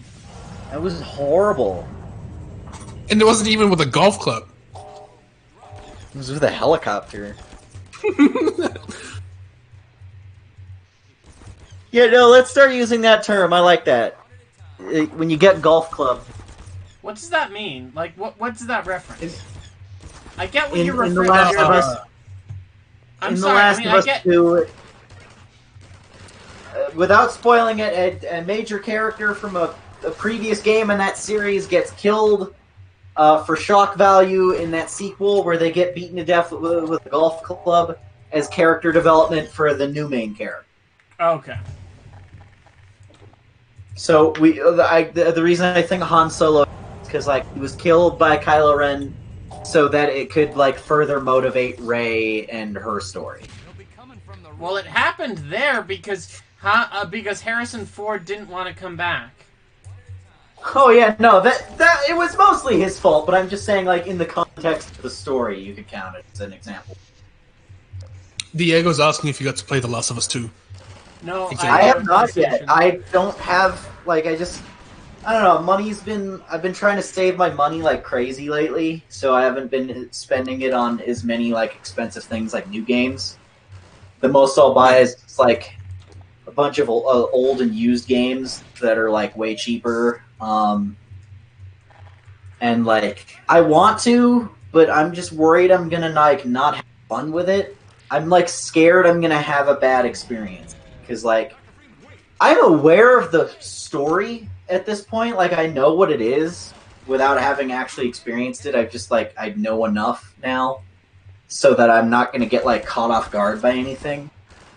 But like I'm just worried that playing it will not be fun because I've heard that game has some really bad draggy pace issues where it'll be like, here's a 4-hour segment of downtime, you know? And I don't know, I'm just worried about that because like I don't have a ton of time to play video games. That's the thing is like I just like do not have the free time to devote like 20 hours to a game. Like, I am struggling to find time to play games that are 6 hours long lately. Just with how much I'm, like, doing for work stuff and, like, trying to keep up with all my friends and stuff. So, I don't know.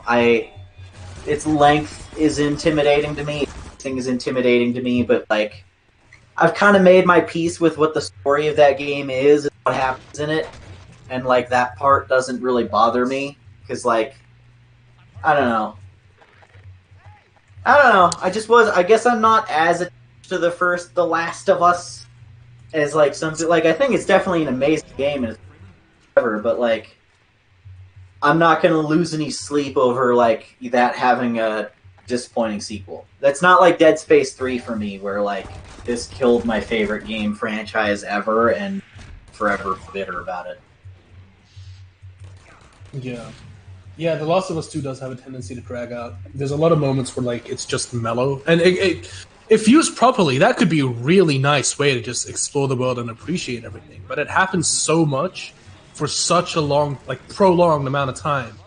You just start to ask yourself, what am I doing here? What's the point? When is this story going to continue?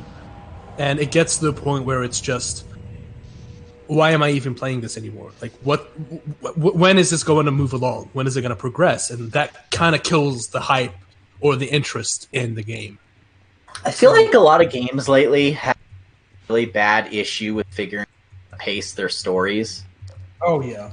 Oh, yeah, for sure. Because, like, there's a lot of games lately just super high budget, crazy, you know, explosions and big action set pieces and like so graphically high fidelity that they look like photorealistic, but they're like 4 hours long and very disappointing and the gameplay is kind of lacking. And it's like, oh, I wish there was more of that experience, you know, I wish that they took their time with it. Oh yeah.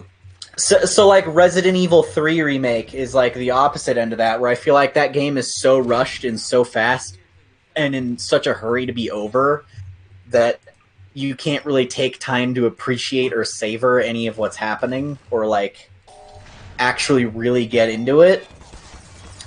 And then, you know, there's stuff like Last of Us where it just drags on too long. Some Golden Catman says it's the balance of art versus the game. So like, Oh yeah. how much of our story do we want to tell? How much of our story do we want to tell versus how much of our gameplay do we want to have? And that's a weird, hard ratio to get right. Where sometimes it could be like not enough gameplay and just like the story just kind of is an overdrive, or too much gameplay to the point that you're like, what's going on with this story? Have we just forgotten about it for the past 6 hours of zombie encounter or something? And it's a very difficult balance, and I feel like a lot of newer AAA games are having a really hard time with it when I feel like they were better at it in the past. Like, I feel like PS3 era was when the ratio of that was pretty solid, like, frequently.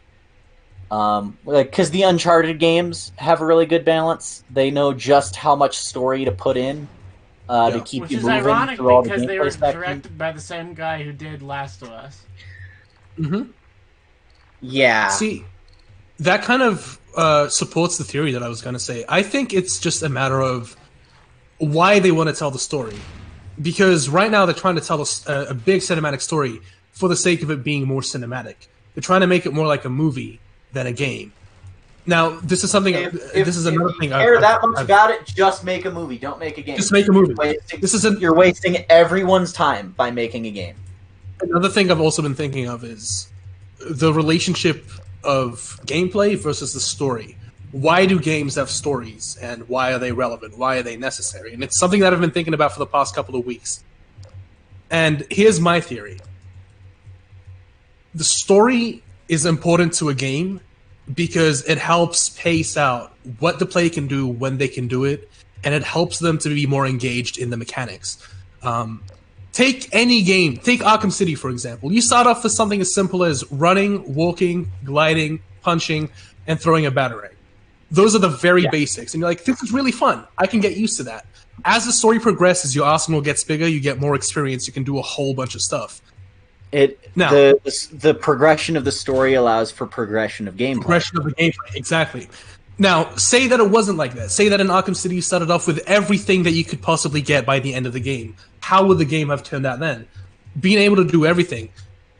What's the point of playing through this experience if you already have everything unlocked? What's the point of doing all of these things? Like, I'm having a tough time wording it.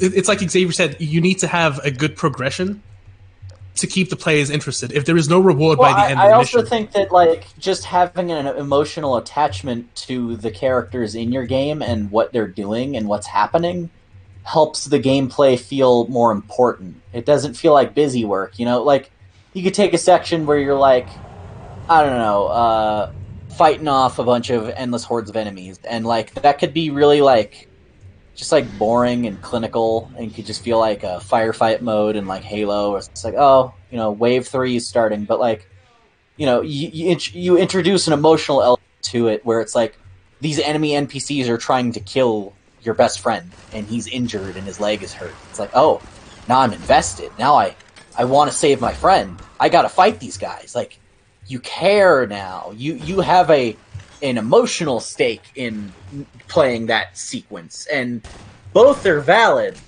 but like you just get a little extra with that whole emotional attachment to it, because you can have a game that has no story. It's just walk from room to room and kill everything, and it's like, yeah, whatever, that's fun for a certain audience, but like, well, it's also I feel like a lot of people feel more rewarded. More rewarded by having an emotional connection to what they're doing and having understanding the motivation behind that gameplay. Why am I killing everything in these hallways? Yeah. Why am I moving to the next room? And to me, that's why I feel like games should have stories and why it's important. Because there's some people who believe that games should not have stories. It should just be gameplay, pure and simple. It should just be, every game should be like horde mode, or should just be like just walk from room to room, like kind of like what's a good example of a game that just has like killing things? I was gonna say Minecraft. The point of that They is tried to add a story. story to that. Yeah. Minecraft is a good example of a good game story. Because I was gonna say Doom gameplay because speaks for itself. I was gonna say Doom because that game doesn't have a story that's all in your face. It's just if you pay attention to it, then you'll notice the story. The story is very underplayed. It's just like icing on the cake. Because Otherwise, you just go carrying them out. I don't know. Well, here's the thing. Like in modern gaming, basically every game has a story to it. But I feel like they don't know why there's a story to it. They don't understand the fundamental importance of a story to a game. And here's the thing that I was gonna say. Like back to the Arkham City example. Say the story played out the way it did, but you had all of your upgrades and everything that you could have possibly acquired by the end of the game at the start of it. There'd be no interest, no reason for you to keep playing to, invest your time into that game because you're overpowered by the start of it. You know everything that you need to do. The story by that point becomes irrelevant. The story helps you progress and it gives you a motivation to go and get the reward. You want to find out what happens, but at the same time, you want to get the cool reward by the end of the story. You want to be rewarded for finding out what happens. And so that keeps the players interested throughout. So, yeah, stories are important. I lost the point there. But yeah. I don't think they need to be in every game. I don't think every game needs to necessarily have a story. No. I just think that they help. They do help.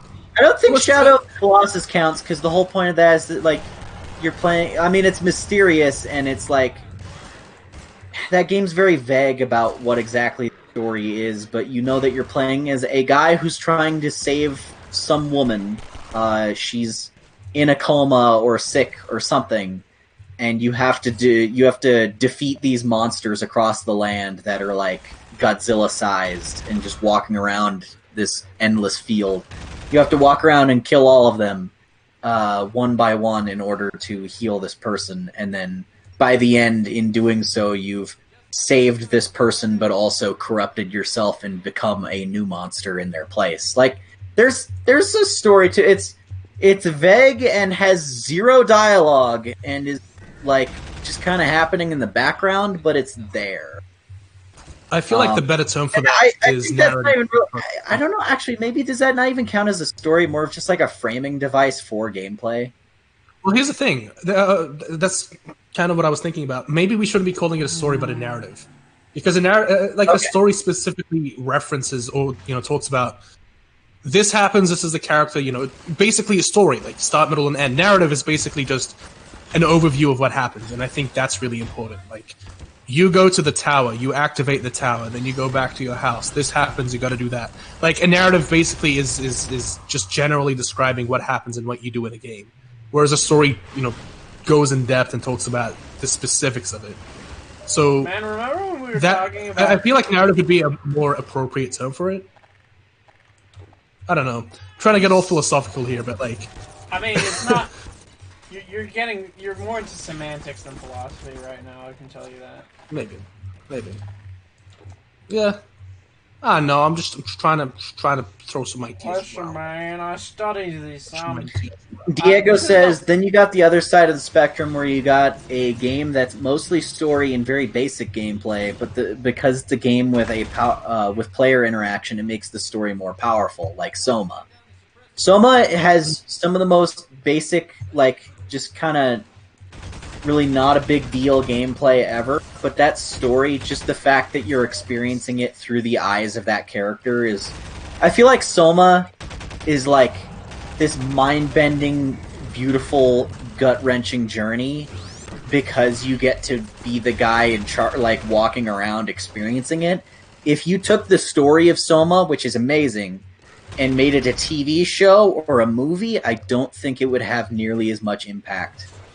Because you don't get to make the hard decisions. You don't get to make the hard decisions. You don't get to experience the inner workings of that character from like such an intimate point of view, as that you're literally inside their head. Because like that game's pacing is very strong in that it has downtime where they just really focus on like character development and like really talking things through, and it almost feels like you're actually sitting around having a conversation with another person and like learning about them.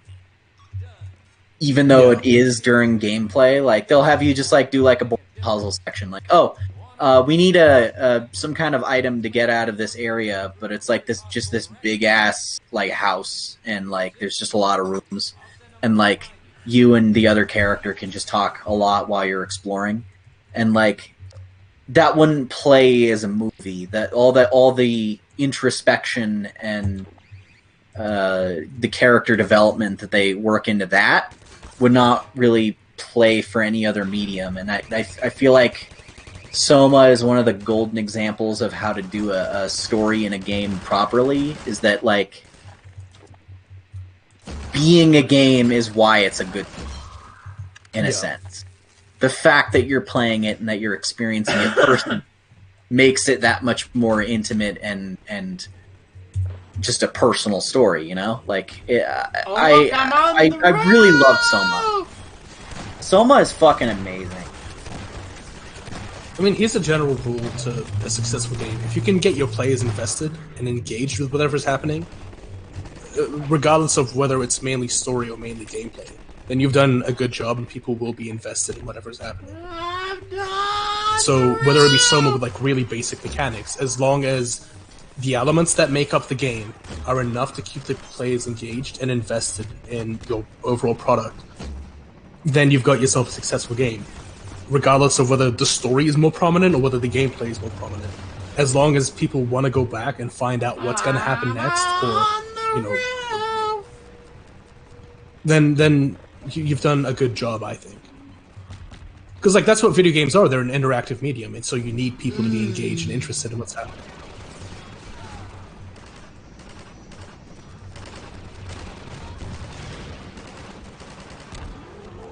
You know what game has a great story? Duke Nukem Forever. Remember that scene where he's getting the job?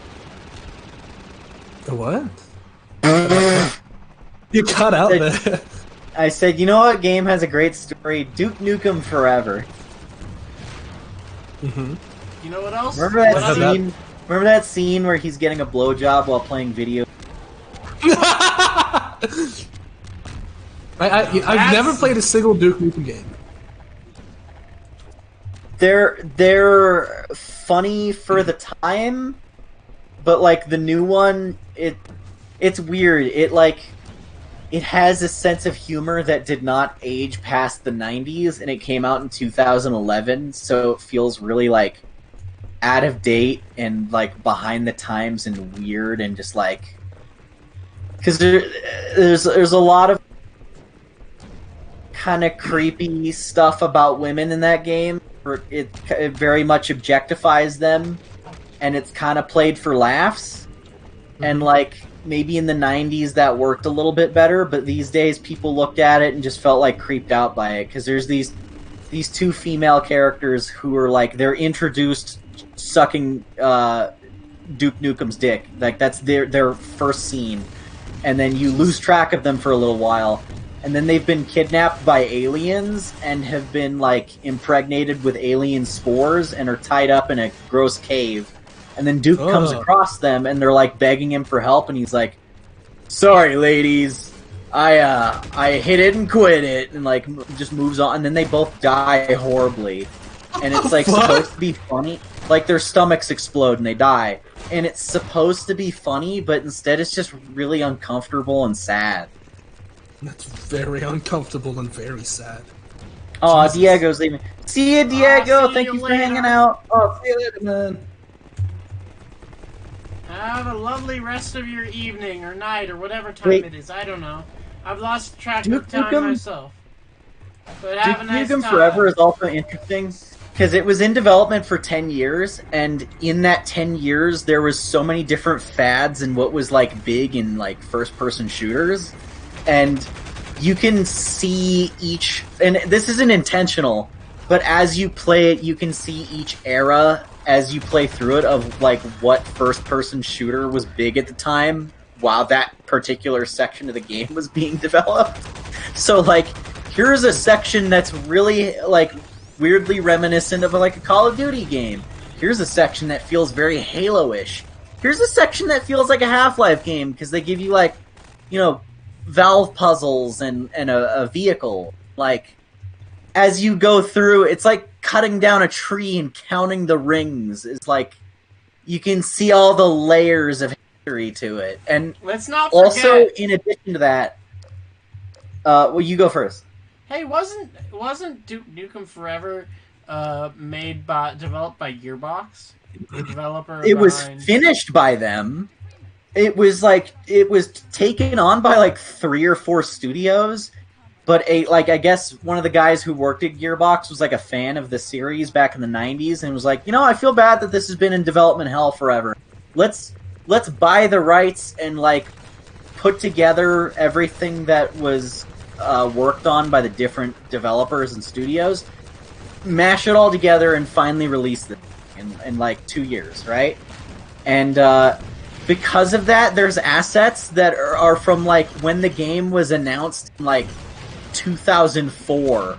You can see there's an original trailer for it, the 2004 E3 trailer, and like you can still see assets from that like build of the game in the 2011 release.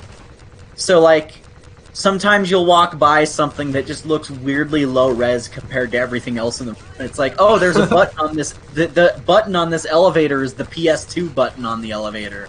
Like they just took that and ported it over. But then everything else is PS3 level stuff, and it just feels weird. It's this crazy, bizarro Frankenstein, like cobbled together garbage pile of a game.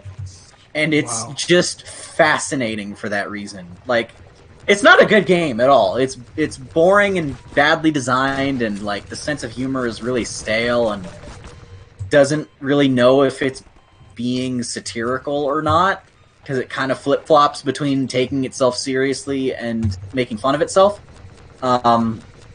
So like it's even a mess on that front. But like everything that went on with just having that game come out, because it just seemed so impossible, that is fascinating to me, because that just seemed like it would never happen, and like there was just so much going against it, and like so many problems that I just thought like it was really in the end when it came together. Just this Franken game. You can finish it. You can do it. What? Huh? Oh, me? Huh? Are you gonna finish the sentence? Because you stopped. No, I said it was a poop. Oh. Because all I heard was very, and then you stopped. Oh, it must have been Discord. Yeah. Mr. Person in the chat says Duke Nukem is gamer humor in its purest form. That's a good. Yeah, there's the thing with the holes on the ground. That's what we were talking about before. See that? There's a little. I have no plans to review Ultimate Alliance E currently, because I just don't have a reliable way to record Switch footage, and I'd have to borrow my sister's Switch. Would very much like to review Ultimate Alliance 2, hopefully soon, but there is a third-party issue with that I'm waiting to get resolved, so that that can move along. You lazy son of a bitch.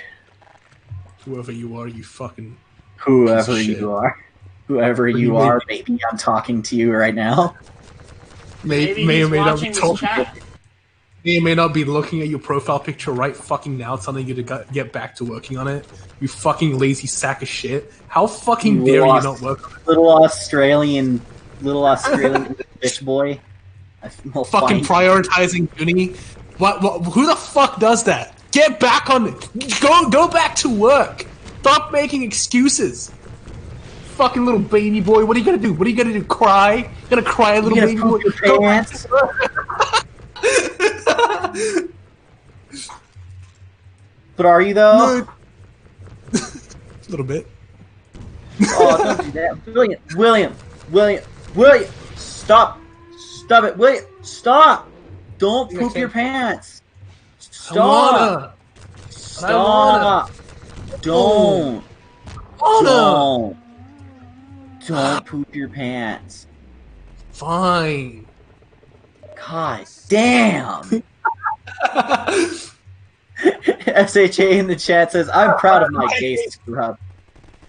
I'm proud of my gay. I'm proud of my gay blank. I'm proud of my gay son. I'm proud of my gay dad. Man, I'm not gay. I don't Shut the care. fuck up, you are Martin. now. It has been decided by the council. Decided. You are now gay.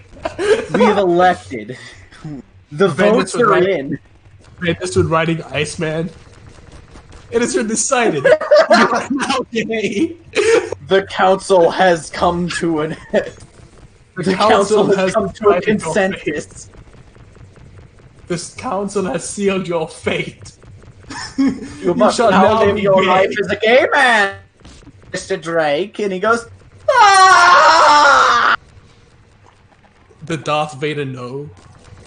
No! Nose in gay. I still think of Bobby's hetero heroics. That pun. Was Bobby's hectic hetero heroics. Hetero heroics. He's not bi. All of those girls were an accident. He fucked like 35 women because he was in denial. He wasn't mildly attracted to anyone in there at all. Even when people were reading his mind and he was thinking, gosh, I sure do love this person. That was all a lie. He's fully 100% gay now. Alright. God, Mystique has a nice supple ass. That's just really, him being gay. Listen, what he was really thinking there was, I'll bet she would have a nice ass if she were a guy. He's looking at Mystique and he's like, I wonder if my tongue would turn blue too.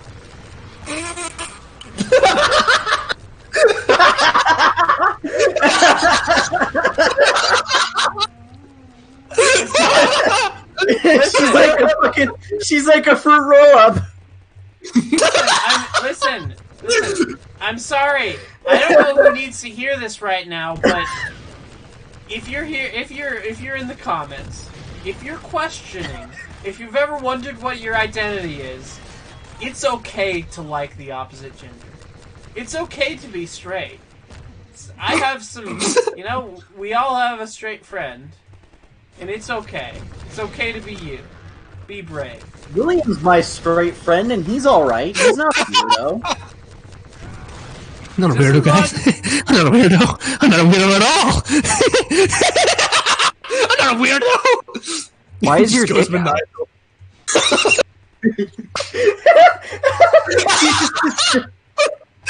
I'm not a weirdo, guy. I'm not a weirdo. He's just waggling back and forth. I'm not a weirdo. I'm not a weirdo. Not a weirdo You're at all. Standing on a desk, just gyrating. Repeating the words, I'm not a weirdo, with a maniacal cackle following. You know, it says a lot about the society that we live in. Oh my god, dude, this is an MMA fight! Give me all stick twist! Scrubs is turning into the game. I laughed so hard, I laughed so hard water came out of my nose. Why is your dick out? I'm just asking that very calmly. You either die and you respawn, or you live long enough to become the gamer. You either die and respawn, or live long enough to become the gamer. I'm not a weirdo at all. You want to see a magic trick? I'm not a weirdo. You want to see a magic trick? I'm gonna make my penis disappear. Puts it back in his pants.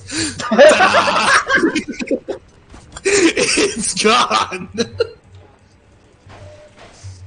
You want to see a magic trick? I'm gonna make your kill streak disappear. All it takes is one bad game over. My sides! My face! It hurts to smile. Guys, be easy to Scrubs. Be kind to him. We all know he wasn't. We all know that he's. He's straight, so he wasn't born like that. He was born that way.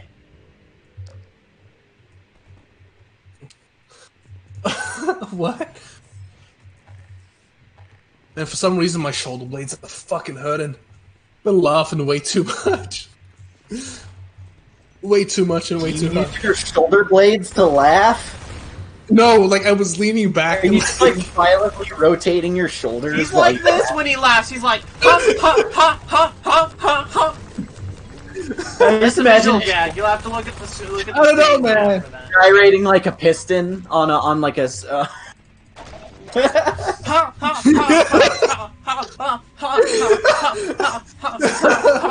It's okay. It's not my. David just groaning in the background, groaning and grunting. It's not my shoulder blade. blade. Look at the It's face like cam. Will enjoy the joke. We live in a Modern Warfare 2 lobby. You want to know how I got these laugh lines? You wanna know how I got this gamer tag? You want to know how I got my Fortnite skin? My mom was an accountant. You wanna know how I got this recon armor? You want to know how I got this hat? My brother Josh downloaded it. You want to know how I got this this beanie? TF2 hat? You want to know how I got this? You want to know how I got this Scout baseball bat IRL cosplay prop? I ordered it off of Etsy. Yeah. Not even close. I got my mom to do it.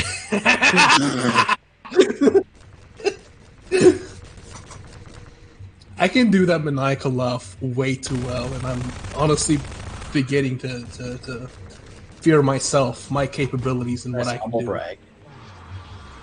So what you're saying Thanks. is that you secretly are the gamer? Maybe. I'll never tell. It was me all along. Just the gamer. Let's take off that makeup, sir. Okay. Gets like a gets a thing, takes off the makeup.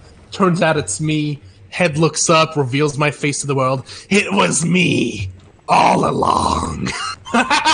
Starts cackling maniacally. Everyone in the audience goes to shock. Alright, speaking of gamers and society, I heard that at the end of the movie The Joker, starring Joaquin Phoenix, he was supposed to, in the original script, grab 2 shards of glass off of the busted police car and then use them to carve a big scar on his face in the shape of a smile. But then they just changed it to him wiping some blood because they didn't want people to be confused and think this is a prequel to the Heath Ledger Joker because he had the Chelsea Grin scar. But I honestly think that would have been more cool and memorable. I would have liked that. I don't know if I would have liked that because it involves gore and I'm very sensitive to that. One thing that I did read is that a lot of that movie was rewritten while they were shooting. Oh. I mean, that all the stuff about him dancing to calm himself down, that wasn't in the script. They just came up with that on the set.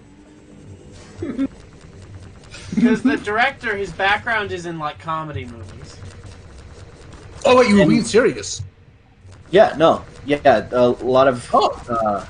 yeah, like, Joaquin Phoenix came up with that on the spot. He was like... I read the script for that scene, and he just kind of, like...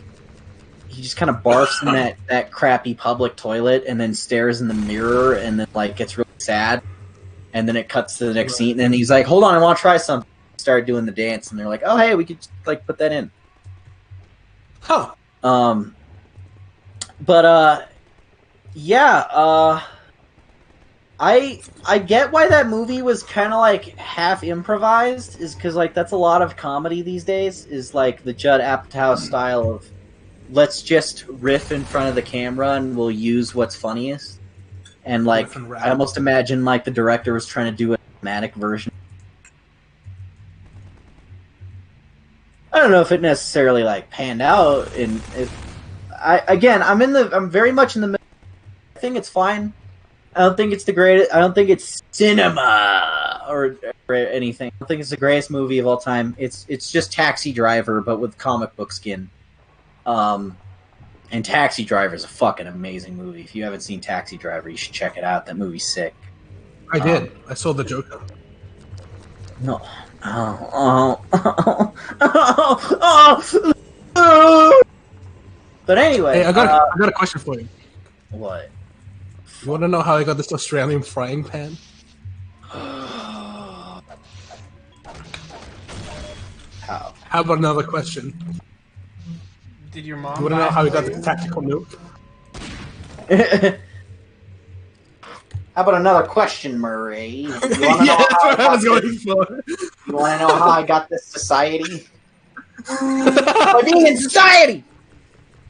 Well, I got a question for you, Murray. No, I got a question for I love the idea of he just gets stage fright and kind of fucks up his speech and then just shoots him awkwardly. He's like, you want to know how I became a clown in society? Bang! And then everyone, it just completely takes out all of the drama of the emotion. He just fucking just shoots him because he ran out of stuff to say. And How about another joke, Murray? What do you get when... Fuck, let me do it again. Fuck! Fuck! Bang!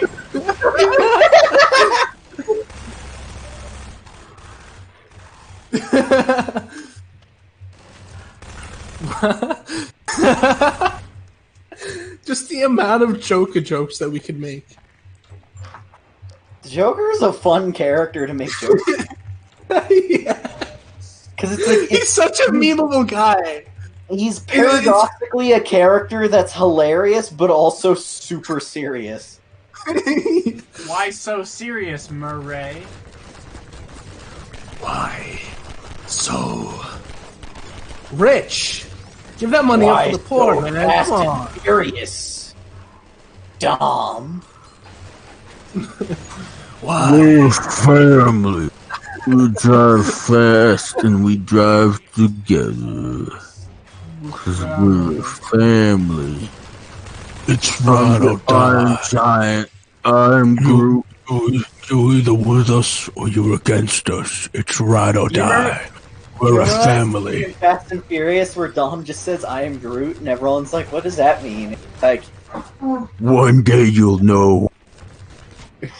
See, I don't know whether you're joking or not because I haven't seen all the movies. Dom does not say I am Groot as a meta reference. Well, here's the thing. I wouldn't be surprised if he did. Like, it's sort of like a, let's make an MCU callback. Isn't that funny, guys? Like, that sounds like something that those Like, movies... he said it in a movie that came out like 14 before Guardians of the Galaxy, so no. Fuck it, man. Well, man, I don't know how many movies he's been in. I don't know if he's still in the current movies. Because, like, they're doing spin-offs I now, don't know aren't either, is he? they? I don't know! Yes. He's in Fast and Furious 9. The only you want to know the only reason why they had that spin-off? Why? To To the Fast and Furious movies? Was because on Fast and Furious 8, you know, the one before the current one, Fast and Furious 9, you know how Dwayne Johnson is in it, right? Yeah? Yeah. They had such a big feud. You know, Dwayne Johnson and And Vin Diesel. Vin Diesel could not stand each other. So the decision was made, like they barely finished the movie because they hated each other that much. So the decision was made to give Dwayne Johnson his own movie because they couldn't share screen time. So that's why. No, I'm the main protagonist. Like, they're fighting about who's the main character in the movie. I'm the main Basically. protagonist. No, I'm the lead. No, I'm the lead. No, I'm the lead. Is that why Hobbs and Shaw became a thing? Yes. Wow. That's so stupid. Is that going to be its own separate like Splinter series now? That's going to not have Vin Diesel in it, so that The Rock gets to make Fast and Furious movies, but also get to not have to deal with the feud anymore. Yeah. That's weird. Wow. That is really weird. That's small dick energy right there.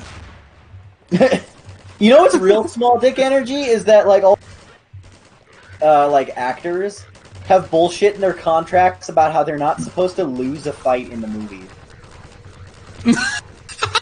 Like, Vin Diesel has a clause in his contract that says he can only take number of punches during a fight, and then he has to win. Or, like, Jesus. was Jason Statham, he has, like, a thing in his contract where when they do the fight choreography, he's never allowed to look at any point like he's directly losing the fight, because he wants to look good. This is ridiculous. And that's just so pussified, loser, baby piece of shit. Like, you know, the reason Jackie Chan is so fucking memorable is, on top of his fight choreography being amazing and, like, you know, just stunningly acted, it's the fact that he really fucking hurt himself and, like, looked hurt and he looked human despite all the impossible things he was doing. Jackie Chan always seemed like he was, like, just barely hanging on. You know, the bad guys were always getting in. Tom Cruise does that very well too. Tom Cruise did, yeah. Oh yeah, dude. Tom Cruise was like, "Hey, I didn't look like I got hurt. Explosion. Let's film it 9 more times until it looks really real." Because let's that actually makes it even more badass. That's what makes it even more badass is the fact that you get back up after getting completely fucking stomped. Like, when you're just like a bloody mess, then you keep fighting. Like, you know, I just don't understand why, like, they don't understand that. Like, it's more macho to get beaten up and keep going than to, like, never take a hit. It's the most pansy, terrible, stupid way to do an action scene. It's just really so vain. It's so vain and, like, vain.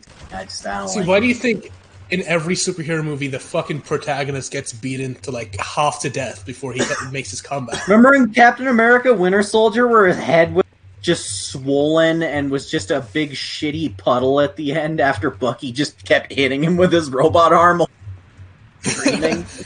Remember and Captain America's the badass because he fucking gets back up and heals from that shit. Yeah. Is David going the right way right now? I'm like, I feel like it's not going. This is a platforming section. He's going the right way. Ew, while I'm being shot at, which is the annoying part. Yeah, that's a very annoying section, I'll admit. Alright, you gotta get to I don't remember this part. Alright, just like... Oh!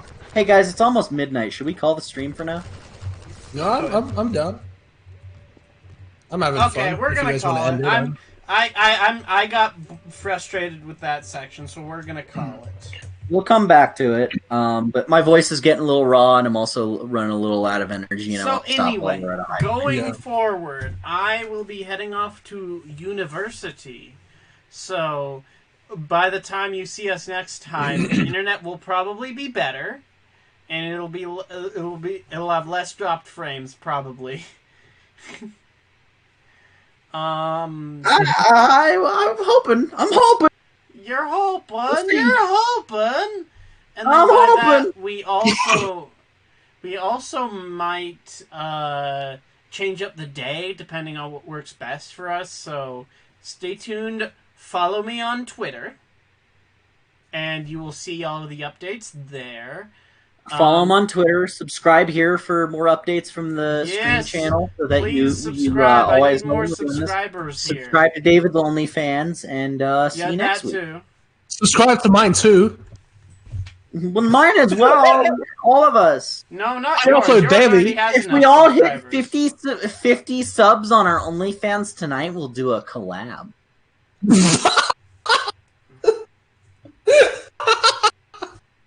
And by collab, I just mean we'll be clapping. We'll be clapping in a room together.